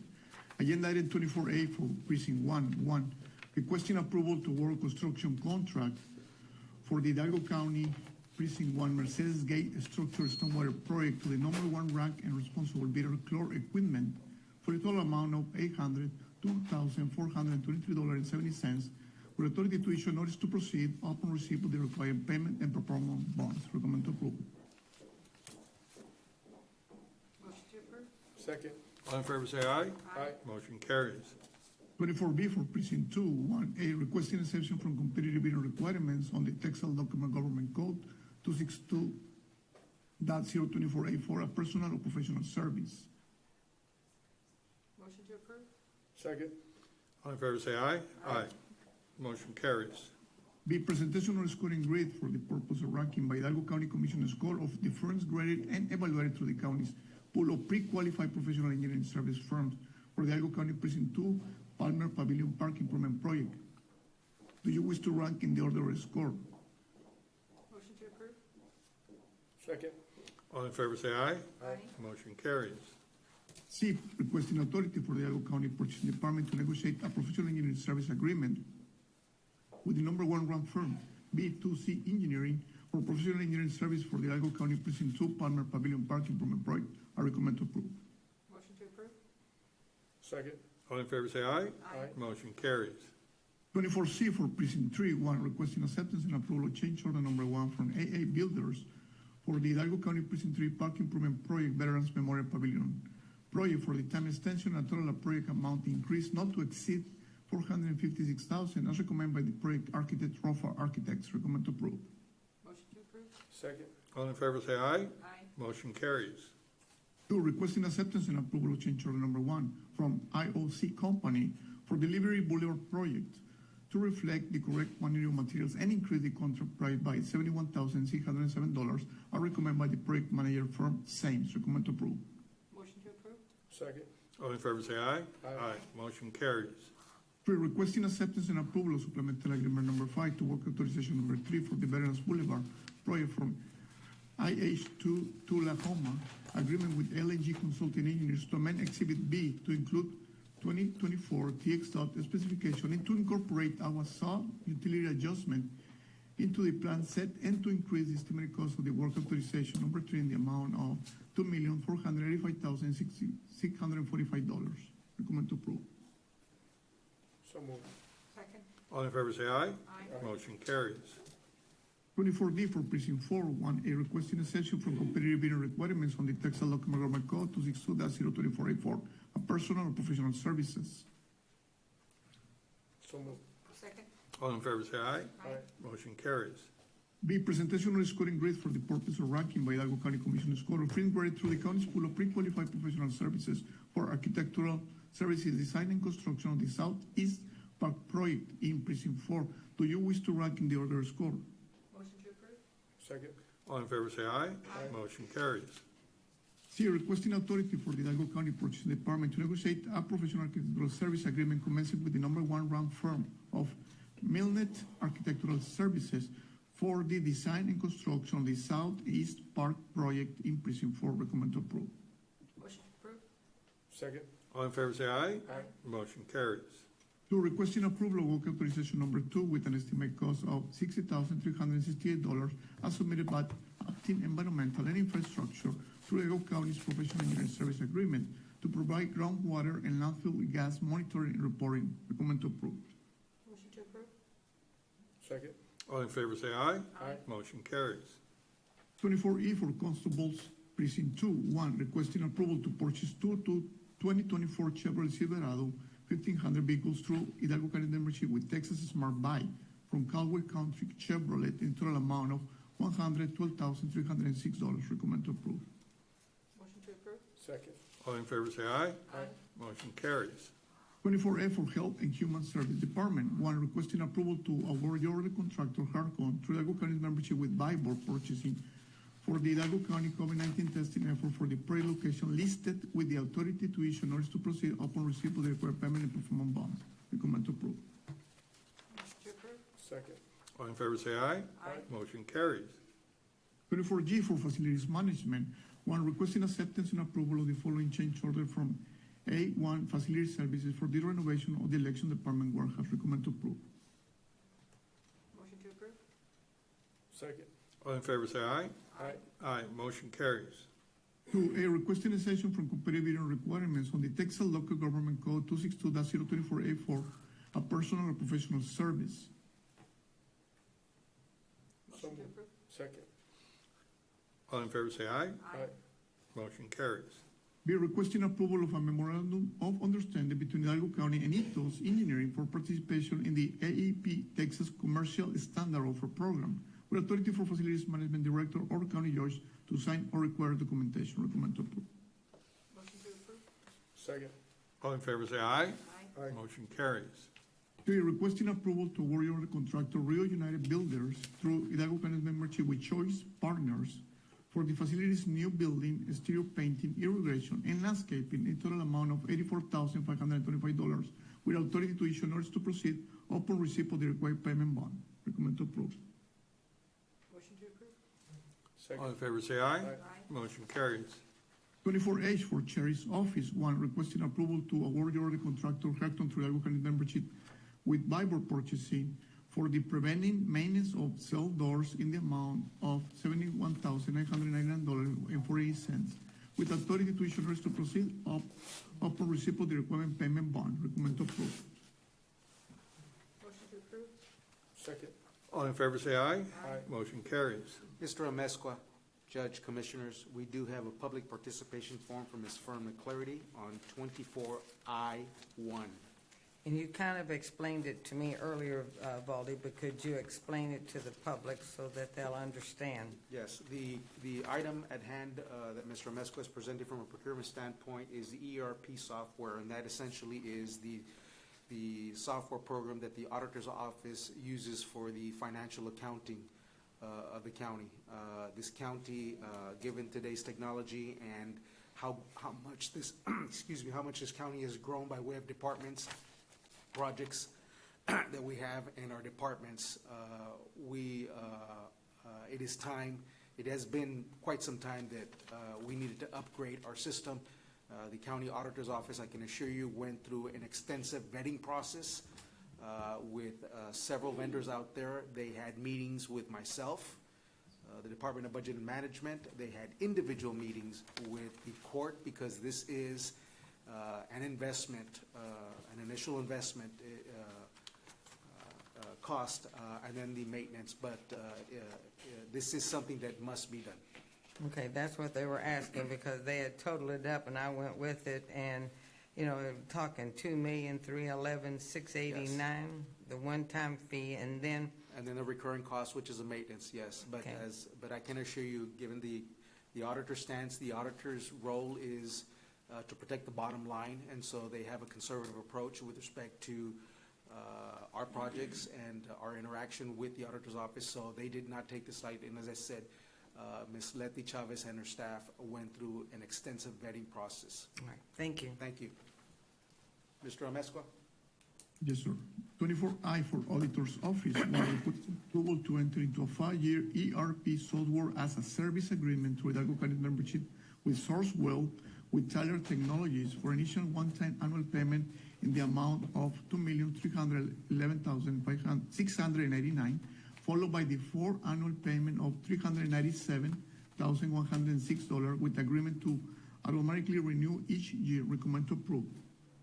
Motion to approve? Second. All in favor say aye. Aye. Motion carries.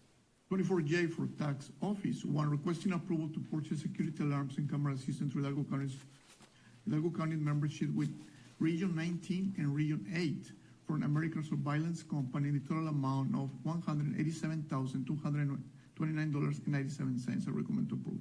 Motion to approve. Second? All in favor say aye. Aye. Motion carries. 24K for County-wide, a presentation or screening grade for the purpose of ranking by Hidalgo County Commissioners Court of grade vendor submission with the recommendation by the Evaluation Committee members for the self-funded health plan stop-loss reinsurance services. Do you wish to rank in the order of scores? So moved. Second? All in favor say aye. Aye. Motion carries. B, requesting approval by Commissioners Court to award the #1 RAM vendor, Aetna Life Insurance Company, to finalize an agreement for self-funded health plan stop-loss reinsurance services. I recommend to approve. Motion to approve. Second?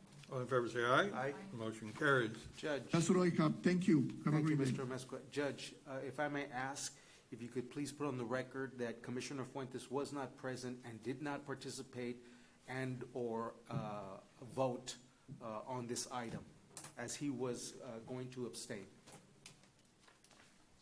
Well, let the record show that Commissioner Fuentes was not here, therefore he didn't participate in any discussion or voting on the item that he had a conflict with.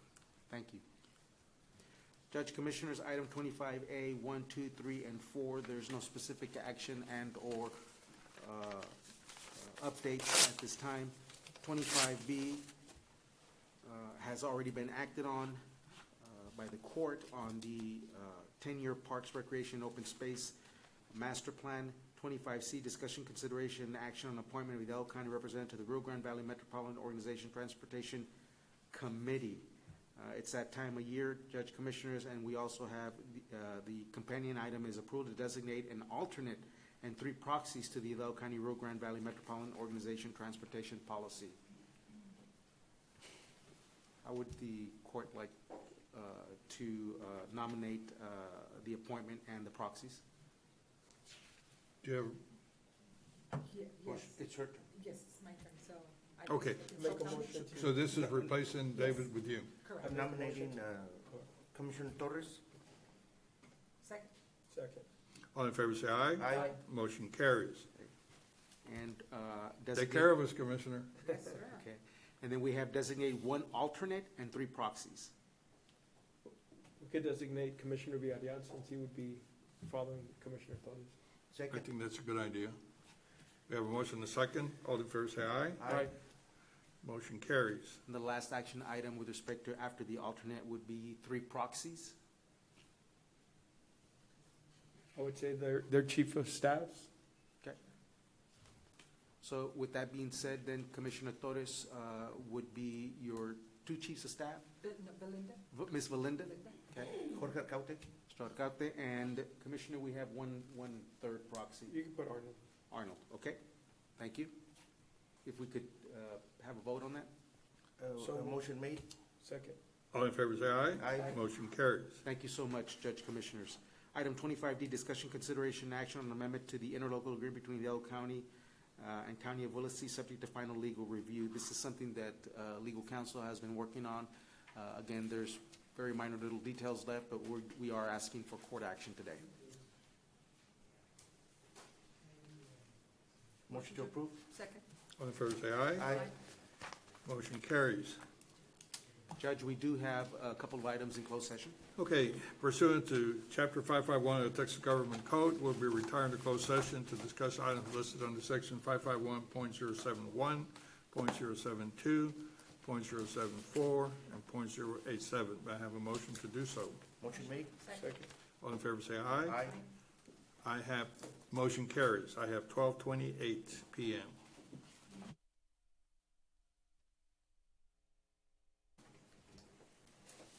We're back from closed session. It's 1:23. Valde? Thank you, Commissioner. So, let me get my agenda here real quick, my apologies.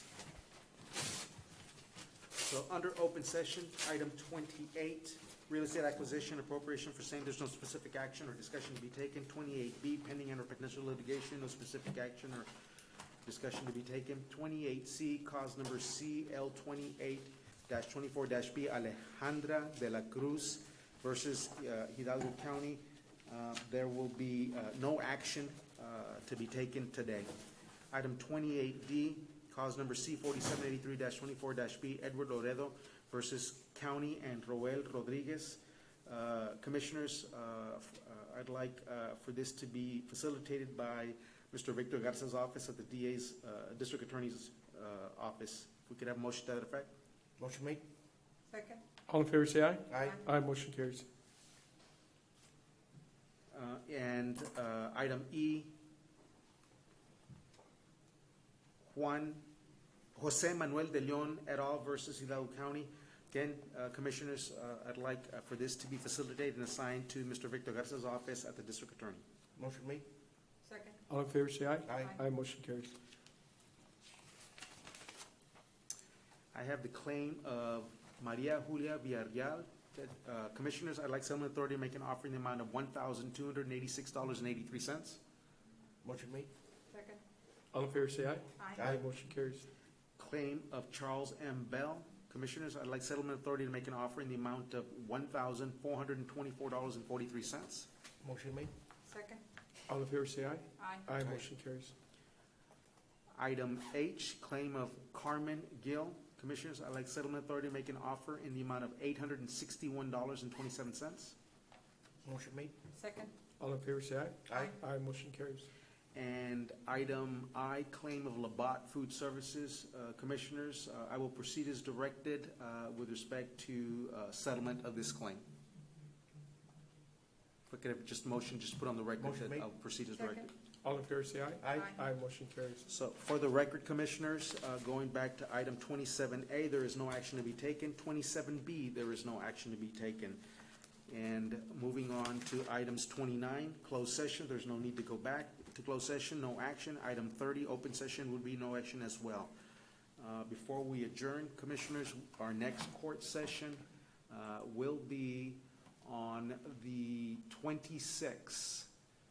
November 26th, 1, 2, 3, 4. November 26th is an afternoon session, 1:30 Drainage District, and Commissioners Court at 2 p.m. Thank you, Ms. Daniela. We have adjournment, Commissioners. Motion made to adjourn. Second. All in favor, say aye. Aye. Aye, motion carries.